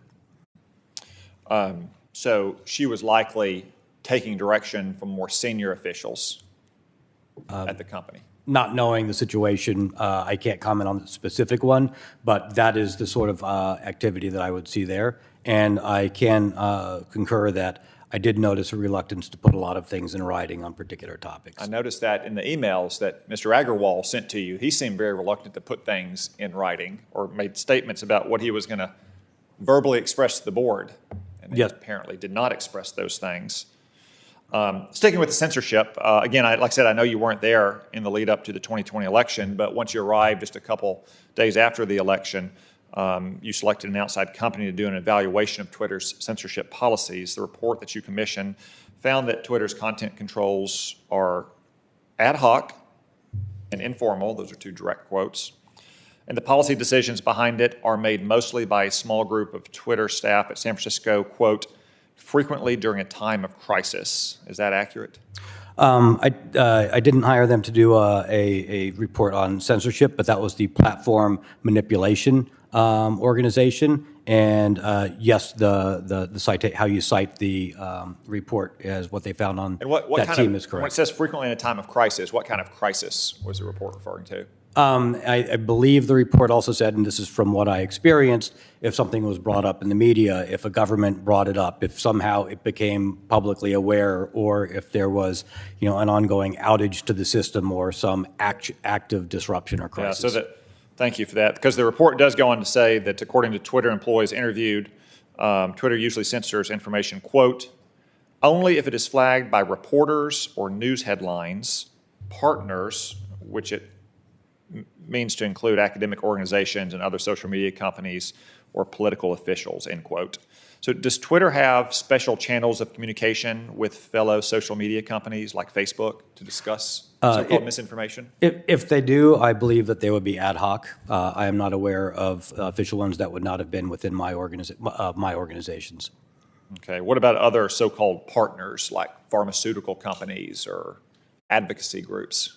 I am not aware of those. Again, that would be out of council or other organizations. So saying ad hoc, you think in these cases, just say a executive at a pharmaceutical company that doesn't like what's being posted on the website, or a left-wing activist at a Washington think tank would just use pre-existing relationships to contact someone at Twitter on an ad hoc basis? I do not know. Well, how can they coordinate if they don't have some kind of channel of communication set up? In the report that was an attachment from the organization, they talked about disinformation operations, which I do believe, my understanding was that the site integrity team spoke with other organizations and with other social media companies about ongoing disinformation or platform manipulation. I do not know anything beyond what was in the report for that topic. You said something earlier I just want to come back to. This isn't an exact quote, but I want to give you a chance to elaborate a little bit. It was something along the lines of, if you don't have a foreign intelligence officer inside Twitter, you probably aren't doing a very good job as an intelligence agency. Is that close enough? Yeah, that's close enough, sir. I worked for the government. I held a high-level position I worked running research and development and programs for the Department of Defense and intelligence communities. And from my interactions with these people and these organizations, Twitter would be a gold mine. From my understanding, from people in the community who focus on foreign intelligence organizations and assets, if you placed somebody in Twitter, as I believe that, as we know has happened, it would be very difficult to Twitter to find them. They would probably be able to stay there for a long period of time and gain a significant amount of information to provide back on either targeting people or on information as to Twitter's decisions and discussions and to the direction of the company. And does that include in Twitter's U.S. offices versus overseas, or is that distinction immaterial given the way Twitter functions? I believe that's immaterial in both. Thank you. My pleasure, sir. Thank you, Senator Cotton. We're going to take a 5-minute break and return to Senator Whitehouse.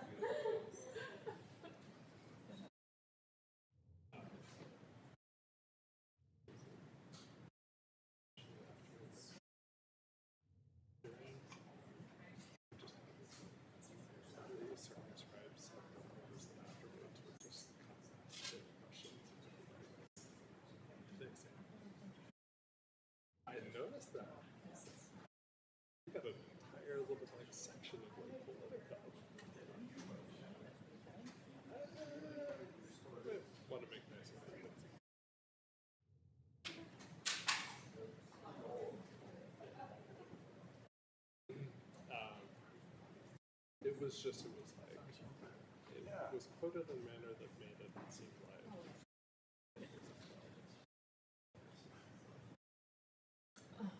How are you otherwise? Oh, good. Crazy. Yeah. Jeez.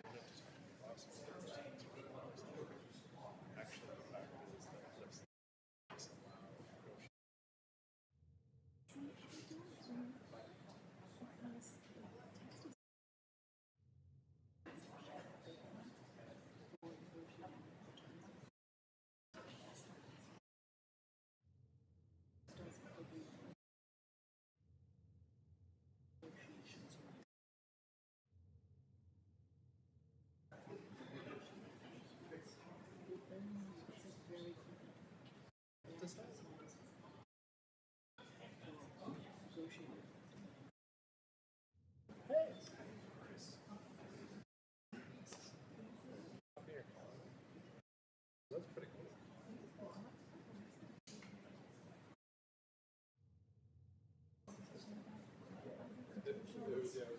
It's very tough.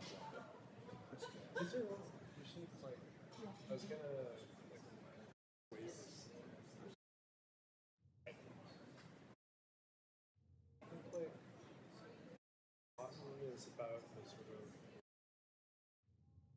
upper bound of like the.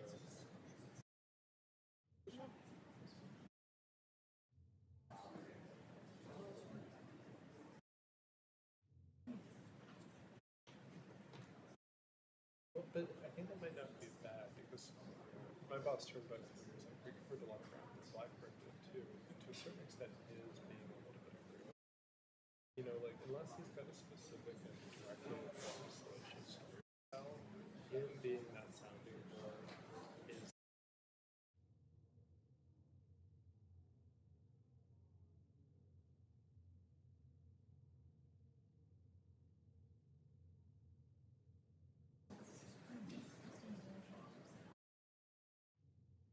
Yeah.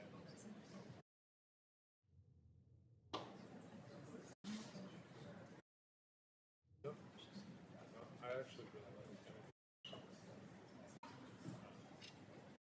Like, I'll stick with that. Persona non grata. So.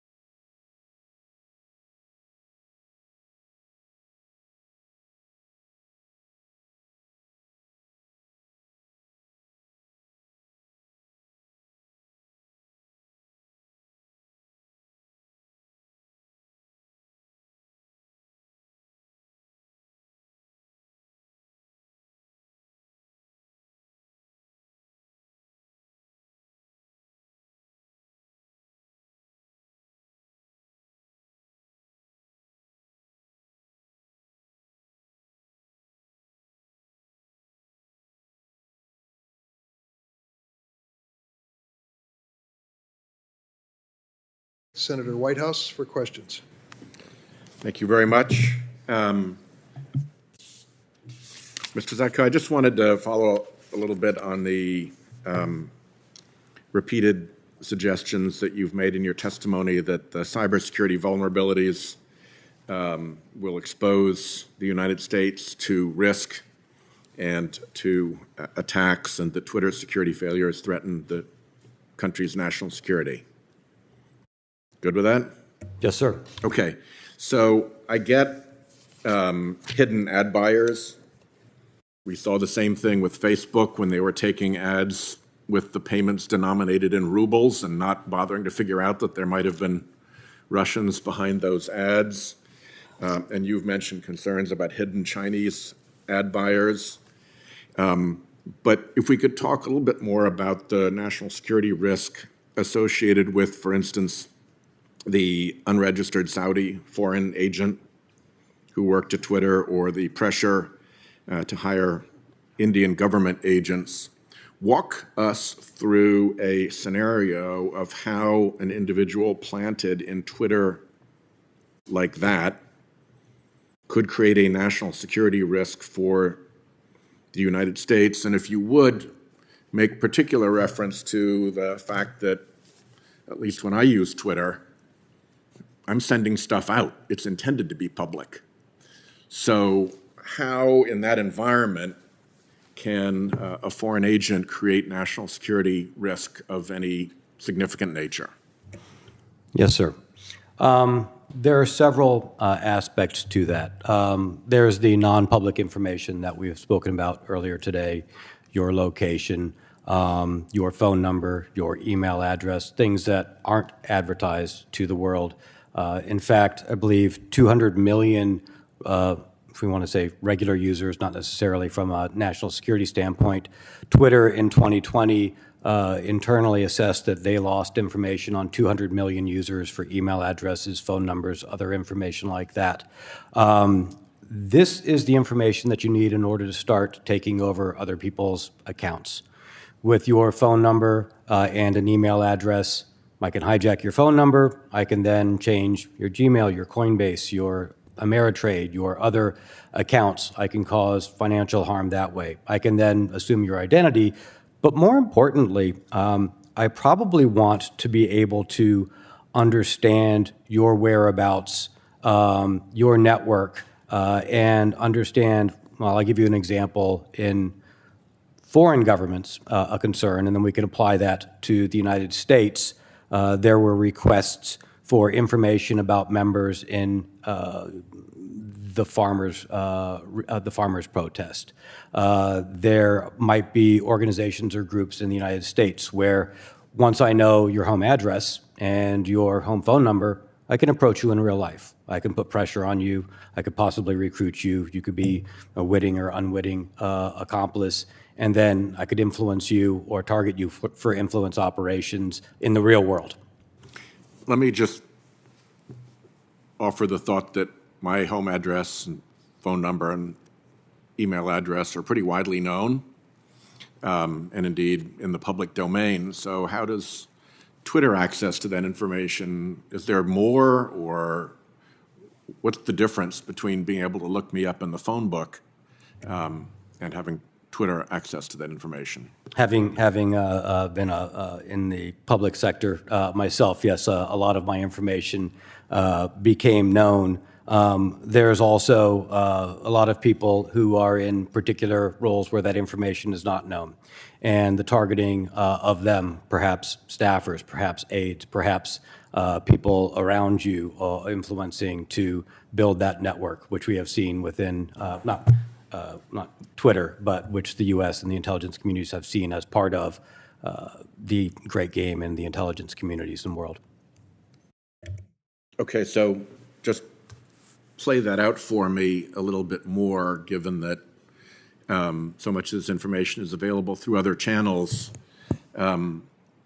What would the end game be for, let's say, a foreign government seeking to put that kind of pressure on somebody who could presumably make a difference or a decision about to the benefit of the foreign country? perhaps identifying a relative, a family member, a colleague who is in financial issues or has other elements that can be leveraged against them to help them influence you in a particular fashion without your awareness. So you're able to, somebody would be able to create a sort of family or personal network around an individual Twitter user and extract information about folks in that network?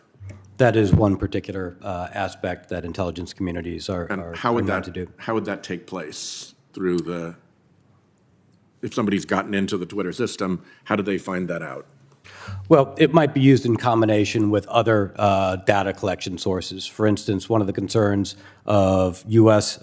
People traveling to other countries is, was there information in the OPM database? And can that information be cross-indexed against the healthcare industry databases that have been lost?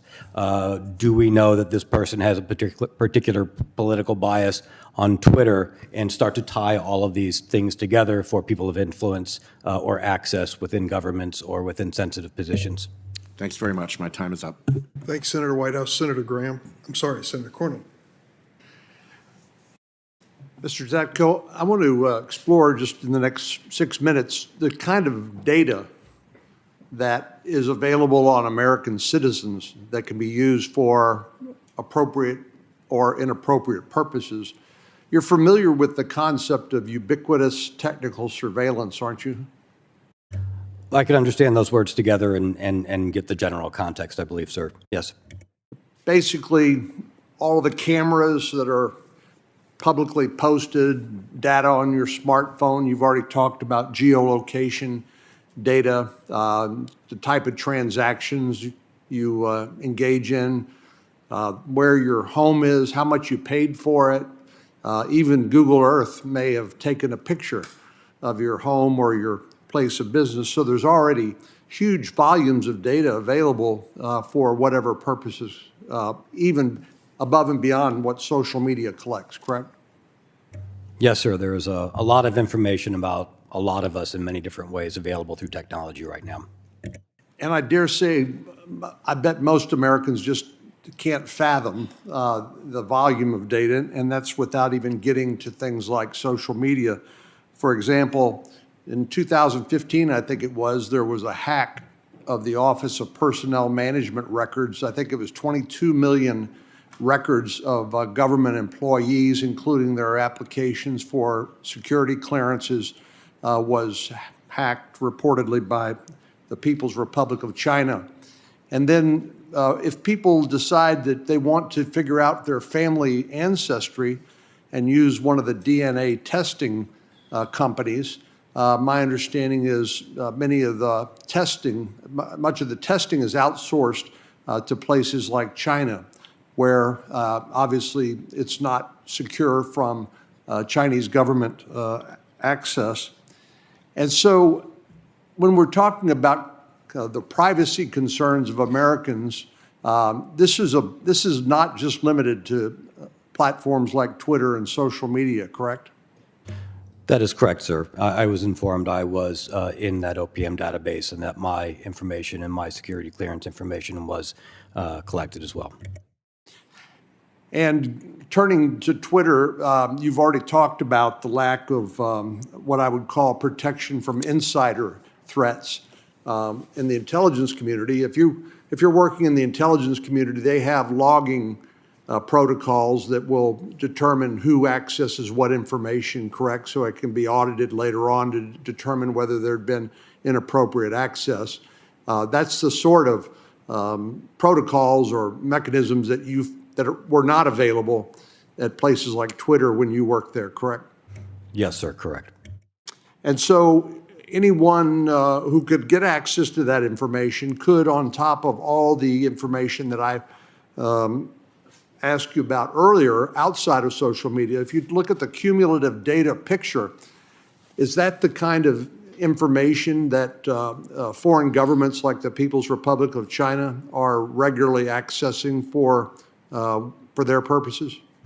I can't say whether they are regularly accessing. I don't have that direct information. I am aware that some people and organizations have gotten very good at cross-indexing across very large amounts of data collected on numerous people from various sources, OPM, medical, et cetera. Twitter would be a very decent contribution to that multi-source collection. And that's where things like artificial intelligence can come in to comb or mine vast sources of data for a more targeted or narrow purpose. Is that right? The ability to collect and mine, yes, has been augmented by modern AI techniques. So there are what I would call defensive concerns about people's or individuals or government's access to your personal data, but there are also offensive concerns as well, and that's where the issue of disinformation, or a term that became popularized during the 2016 election aftermath, was active measures. These are efforts by foreign governments, perhaps foreign intelligence services, to actively create a narrative or a message that is essentially propaganda by this foreign government that can be used to try to influence American public opinion. Is that accurate? Yes, sir. Not just American, that has happened worldwide, such as Myanmar, and in 2018, Facebook acknowledging that the disinformation campaigns on their platform contributed to genocide. And as you pointed out earlier, it's not just when you're looking at the data that is available on each one of us as American citizens, for whatever purposes, for good or ill, there's also a lot of information about who we interact with, right? There's something in the intelligence community, sometimes they talk about pattern of life. Maybe you'd want to talk about a network of friends and associates, family members and the like, from which inquiring minds could obtain additional data about us. Yes, and to your point, information operations are of a concern. Twitter acknowledges that they do happen on their platform. They have disclosed numerous ones, and they are aware of others that are ongoing. I'm aware that TikTok, which is a Chinese company, I believe, and even Instagram, which is owned by Facebook, have 13-year-old age restrictions in terms of their terms of use. But there's no limitation on people's ability to pretend to be an adult, to pretend to be somebody that they're not, and gain access to social media accounts and to use it for whatever purpose that they wish. I can't speak to TikTok or Facebook. I'm not familiar with their internal technology for age gating. I do know that that was a challenge at Twitter, and from what I was told, the majority of age gating was voluntary self-reporting of what your age was. And finally, can you tell me, do you have recommendations based on your 30 years of experience in terms of data security, and what sort of regulations or laws that Congress and the federal government should consider passing? We don't have time to talk about all those here today, but we'd certainly welcome any of your recommendations and insights. Do you think this needs to be an area where the federal government needs to be actively engaged? Yes, sir, I do. I'd be happy to supplement my written report. Thank you. Thanks, Senator Cornyn. Senator Hirono. Thank you, Mr. Chairman. Thank you for coming to testify, Mr. Zacko. Your testimony and all of your responses to the various questions we asked you says to me that the situation regarding data security and national security issues with regard to Twitter is massive, and that Twitter is not doing very much to be helpful at all. In fact, there are major disincentives to Twitter doing anything, to spending the time or the resources to address the concerns that you raise.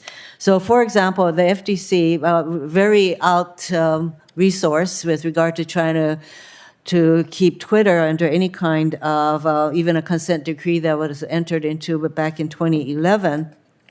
And more recently, they're contemplating making Twitter pay $150 million for some misuse of information, $150 million fine for a multi-billion-dollar company is nothing to provide any kind of incentives for them to change what they're doing.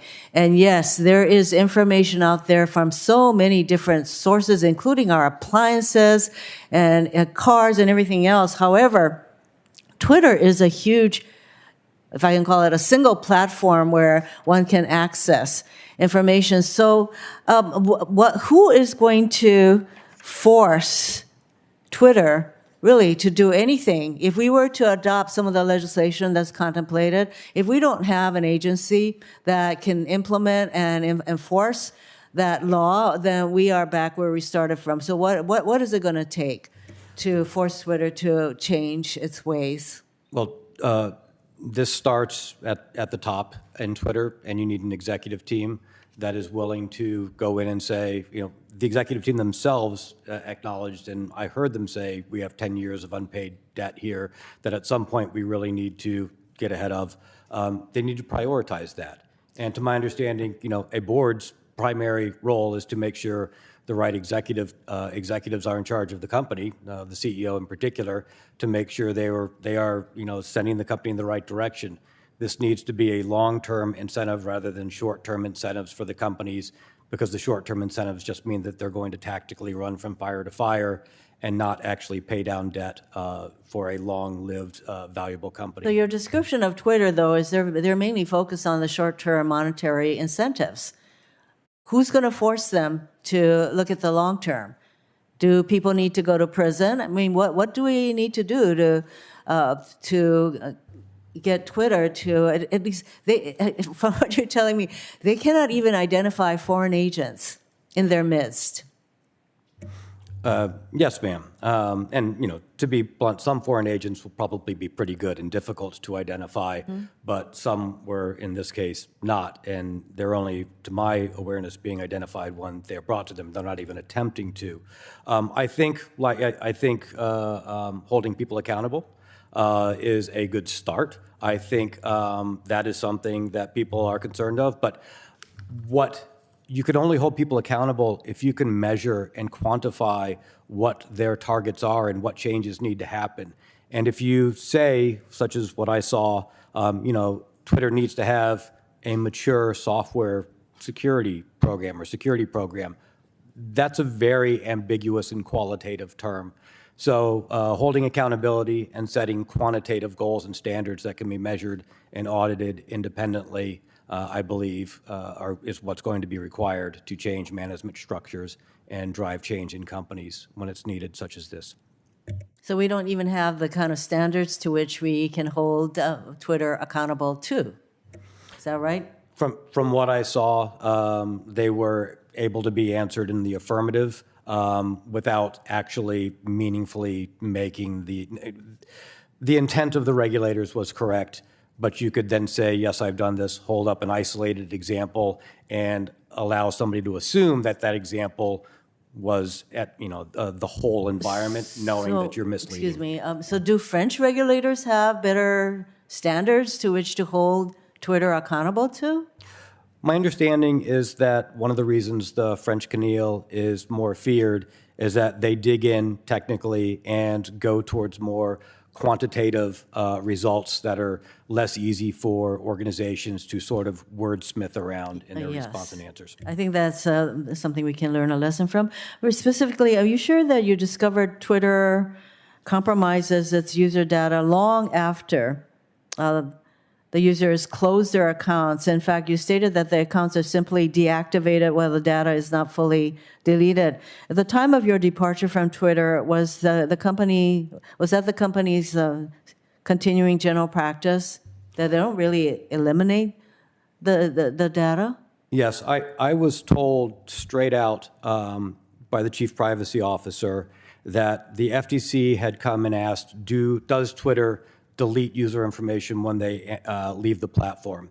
And the reason this person told me this is he said, I need you to know this because other regulators are asking us, and this ruse is not going to hold up. So instead of answering whether we delete user data we intentionally have replied, we deactivate users and try to sidestep the program because we know we do not delete user data and cannot comply with that if they demand us to. You would think that that would be something that they could do technically to be able to actually delete data, because for the users to deactivate your account means that there should be nothing there of your account information, et cetera. Isn't this something technically that they could do?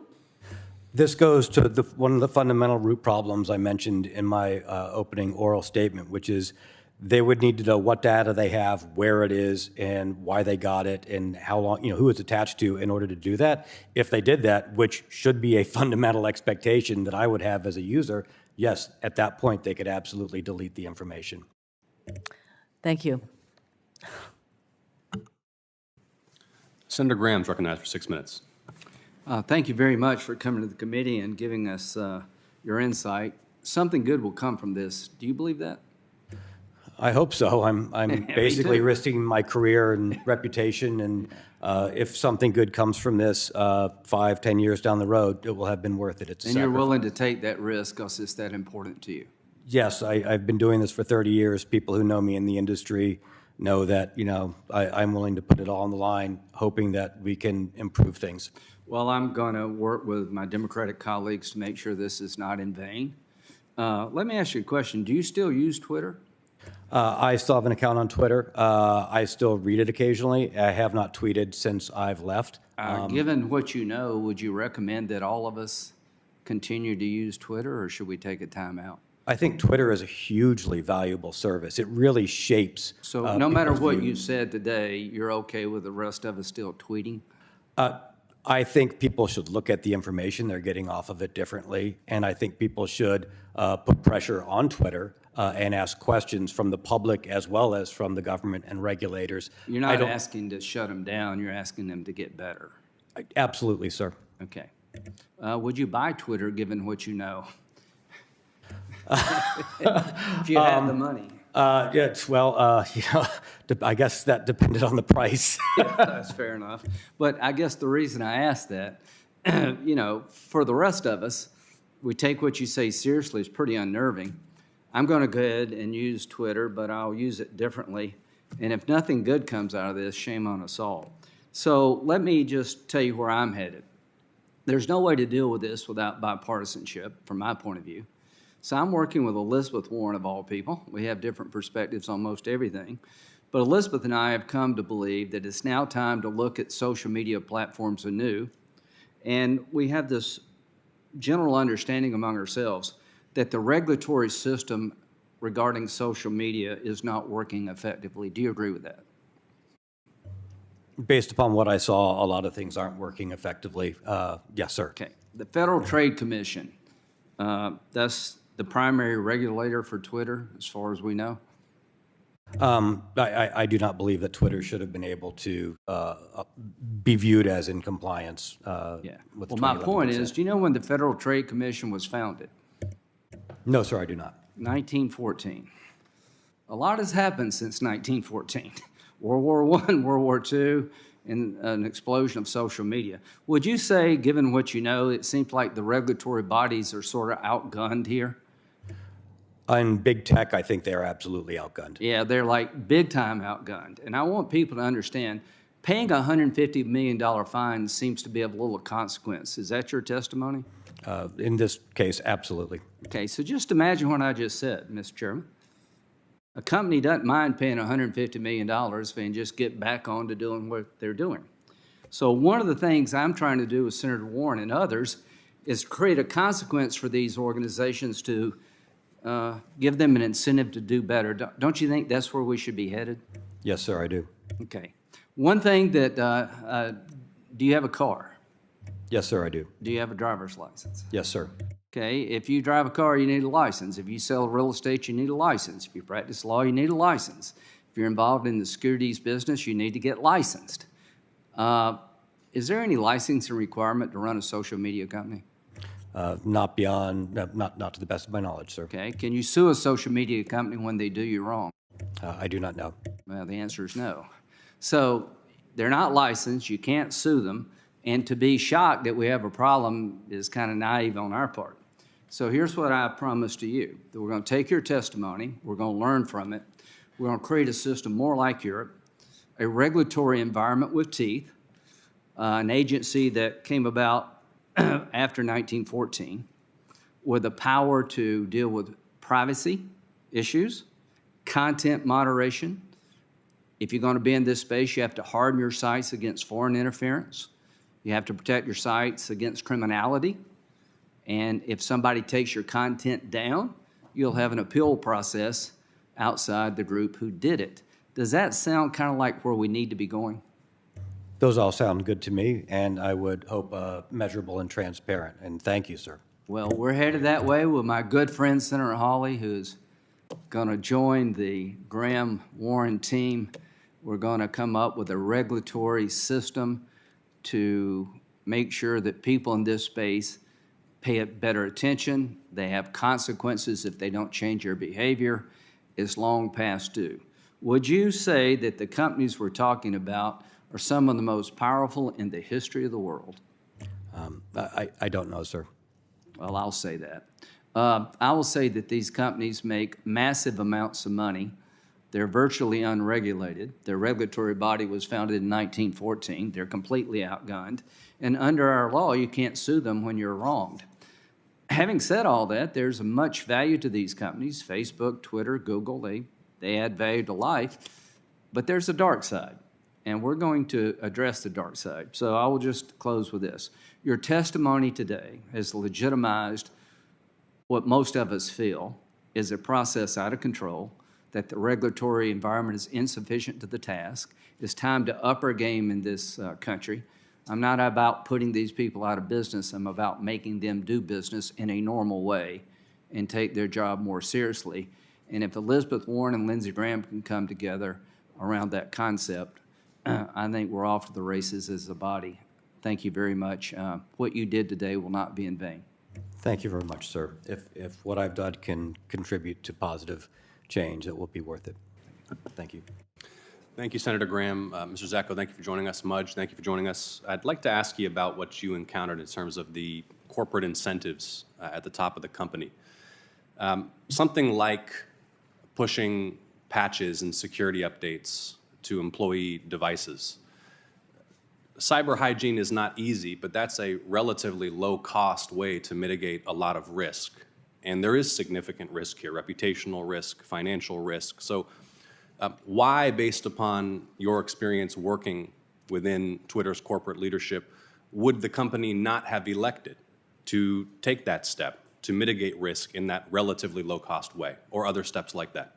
I didn't see any financial incentives at the top levels that would then give prioritization to such efforts.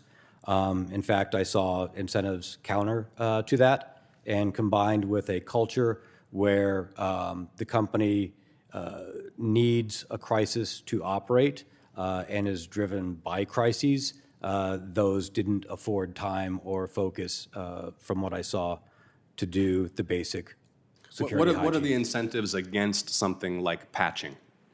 So it was just, so I'll give you an example. One of the things that I was surprised while I was there, we did a media day from the executives for the street. It was the first one that Twitter had done in a very long time. It set very ambitious goals for growth, for revenue growth, goals that I was concerned that the company would not be able to hit. Not too many months after that, there was an internal value creation award presented to me, offering $10 million if we tripled these growth goals. And I raised concern saying, I don't know how we can do that unless we entirely cut corners everywhere. I do not like this incentive structure. How are we going to be able to devote resources to the basics, such as fixing security patching, getting the systems up to date, building a development and testing environment for all of the different Okay, but how is the growth incentive hostile to something like pushing software updates to employee devices? And given that is a, as I understand it, a fundamental security practice, a basic cyber hygiene practice, why were you unable to implement a change like that sort of baseline hygiene practice where you'd want all employee devices to be updated to the latest version? Yes, I brought that up numerous times. I was repeatedly told that 92% of the systems had security software, and I kept asking, what is the security software reporting? It took me a month plus to get the truth that 30% of the systems were not received, they had turned off software updates. There was a culture of not reporting bad results up, only reporting good results up, because that was the internal incentive structure. You were rewarded based upon relationships and how you performed in an emergency, not for identifying existing errors and doing the groundwork for keeping the lights on, running the business. My inability to find such basic information was disturbing. So you couldn't get the authorization, for example, to implement an MDM system or some system to push patches out to user devices, or you just couldn't work the bureaucracy to make it happen? I had the authorization. I couldn't get the real information because people were misrepresenting to the executive team, and the executive team was then further misrepresenting only good news and incorrect news to the board. So it took me several months to start going and getting ground truth and to find out that this had been a culture of only present good and positive reports up, and that's how you move forward in the company. Okay. Let's talk about the data, much of it no doubt sensitive within Twitter's possession, and some of the most alarming aspects of your disclosure and testimony is that the extent to which Twitter may not know what it has. What would be, and of course you don't know what you don't know, but what would be an example of the kinds of data sets that Twitter might possess but not fully understand it possesses? And what would be the mechanisms other than monitoring user activity by which it would have accumulated such data? Sure. One example, I was surprised to see that in an internal incident review in 2020, 50 million Twitter employees' information had been exposed. And that number confused me because Twitter doesn't have 50 million employees. Twitter has all of the information of all past employees, contractors, and other users because they haven't deleted that data. They've kept that data in that system, and those systems, when they're expose that information. That was surprising to me. Sorry, what was the second part of your question, sir? No, that's helpful, and I'm running low on time, so I want to get to this next point, and I know some of my colleagues have covered it, but the risks associated with targeted advertising, whether for the purpose of inducing targeted users to click on links that could then harvest data about their devices or their web use or their location, or possibly inject malware, or for targeted influence campaigns. Can you please talk about what you observed and what you view to be the risks associated with the advertising model and the capability of enterprise clients of Twitter's to target ads and links to specific users? Yes, so that area wasn't specifically my domain. That was under the executive of sales engineering.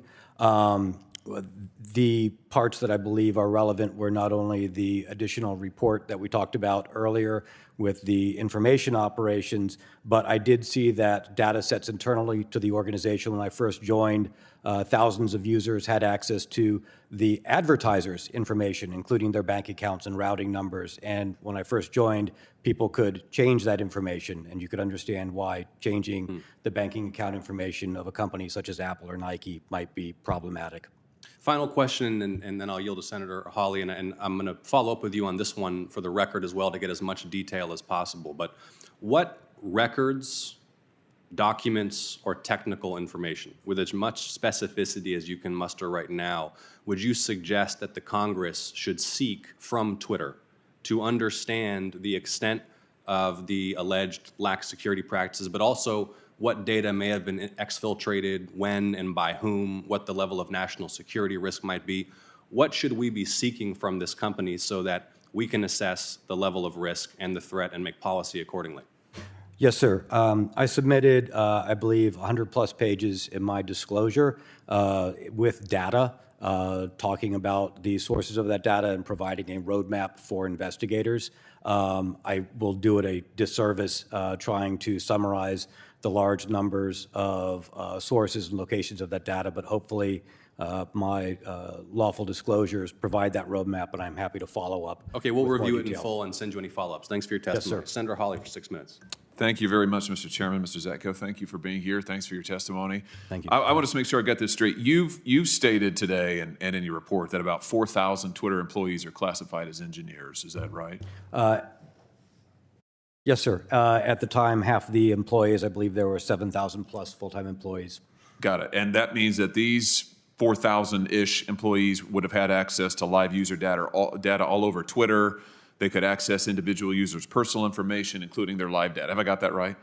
Yes, sir. If they so they would have access to the production environment. If they spent the time to meander around and look around, they would find that they could access these large troves of data, including geolocation data. Did you testify to that earlier today?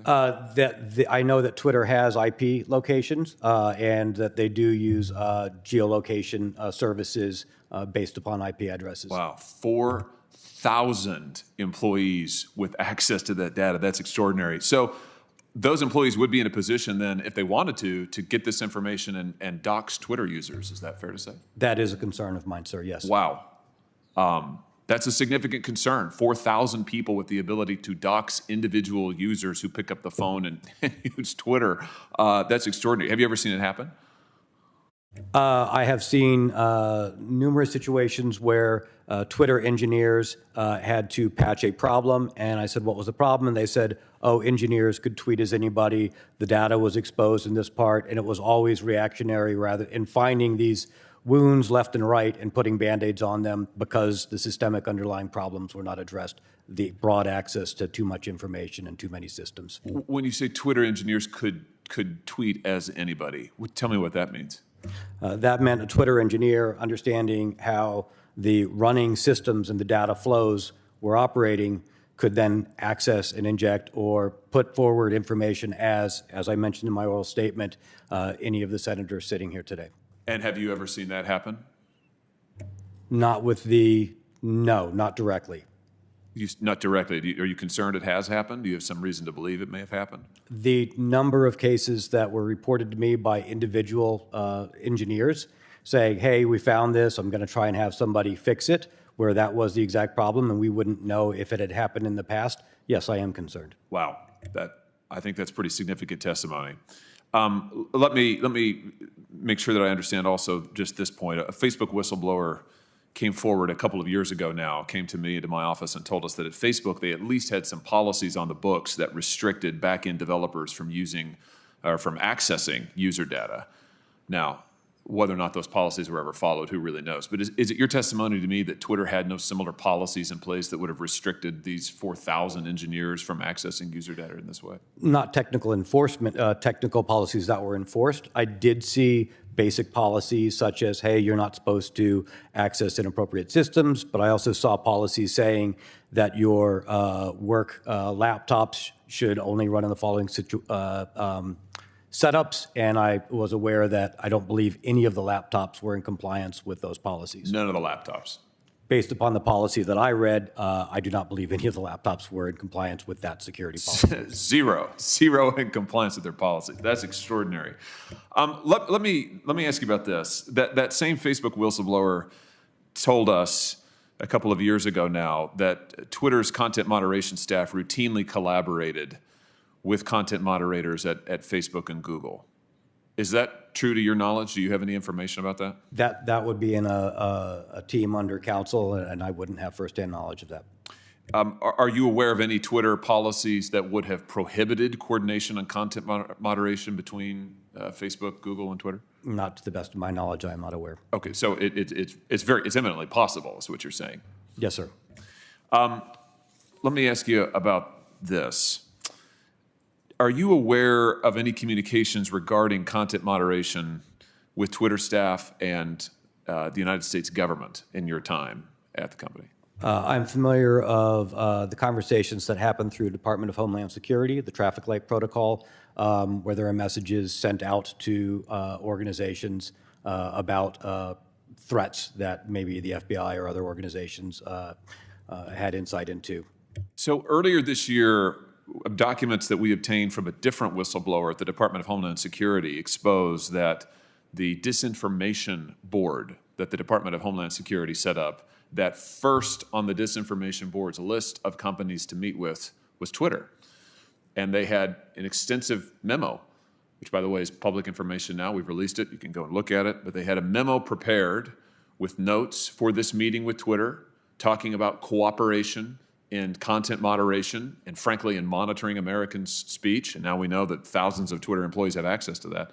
This was all in these documents.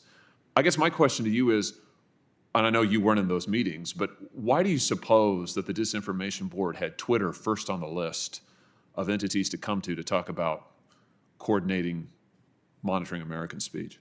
I can't opine on that, but I can say that Twitter is a tremendously influential platform, and we do know that there are information operations being run on Twitter. Do you think it's maybe because Twitter has proved so pliant to government pressure, to censorship and monitor people? I'm thinking of, first of all, the Hunter Biden story. We now know that Twitter killed the Hunter Biden reporting. We know Mark Zuckerberg has said that the FBI pushed Facebook to do so. Facebook throttled it down. Twitter killed it completely, locked up accounts that were trying to report on what we now know was a true story. Or how about in your own report, you claimed that the Twitter CEO proposed caving to the Russian government's demands to censor content on Twitter and spy on its users, and you noted that this occurred even as you were directing employees to prepare for the Russian invasion of Ukraine. That sounds like an executive team that's pretty darn pliant to the demands of governments to weaponize effectively their platform to control information, to spy on its users. What's your view?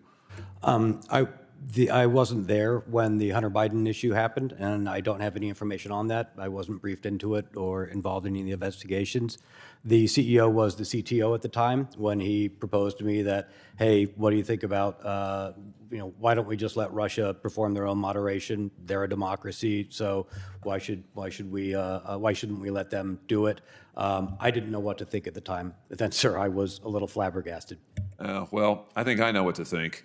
Which is that Twitter has been all too eager to take private information from its users without telling them, to sell it and monetize it without their permission, to expose them to the worst kind of security threats, to censor them, to spy on them. I mean, you have painted a picture of a company that is not only out of control, but is truly in many ways a malign actor. And I thank you for being willing to be here and testify. Thank you, Mr. Chair.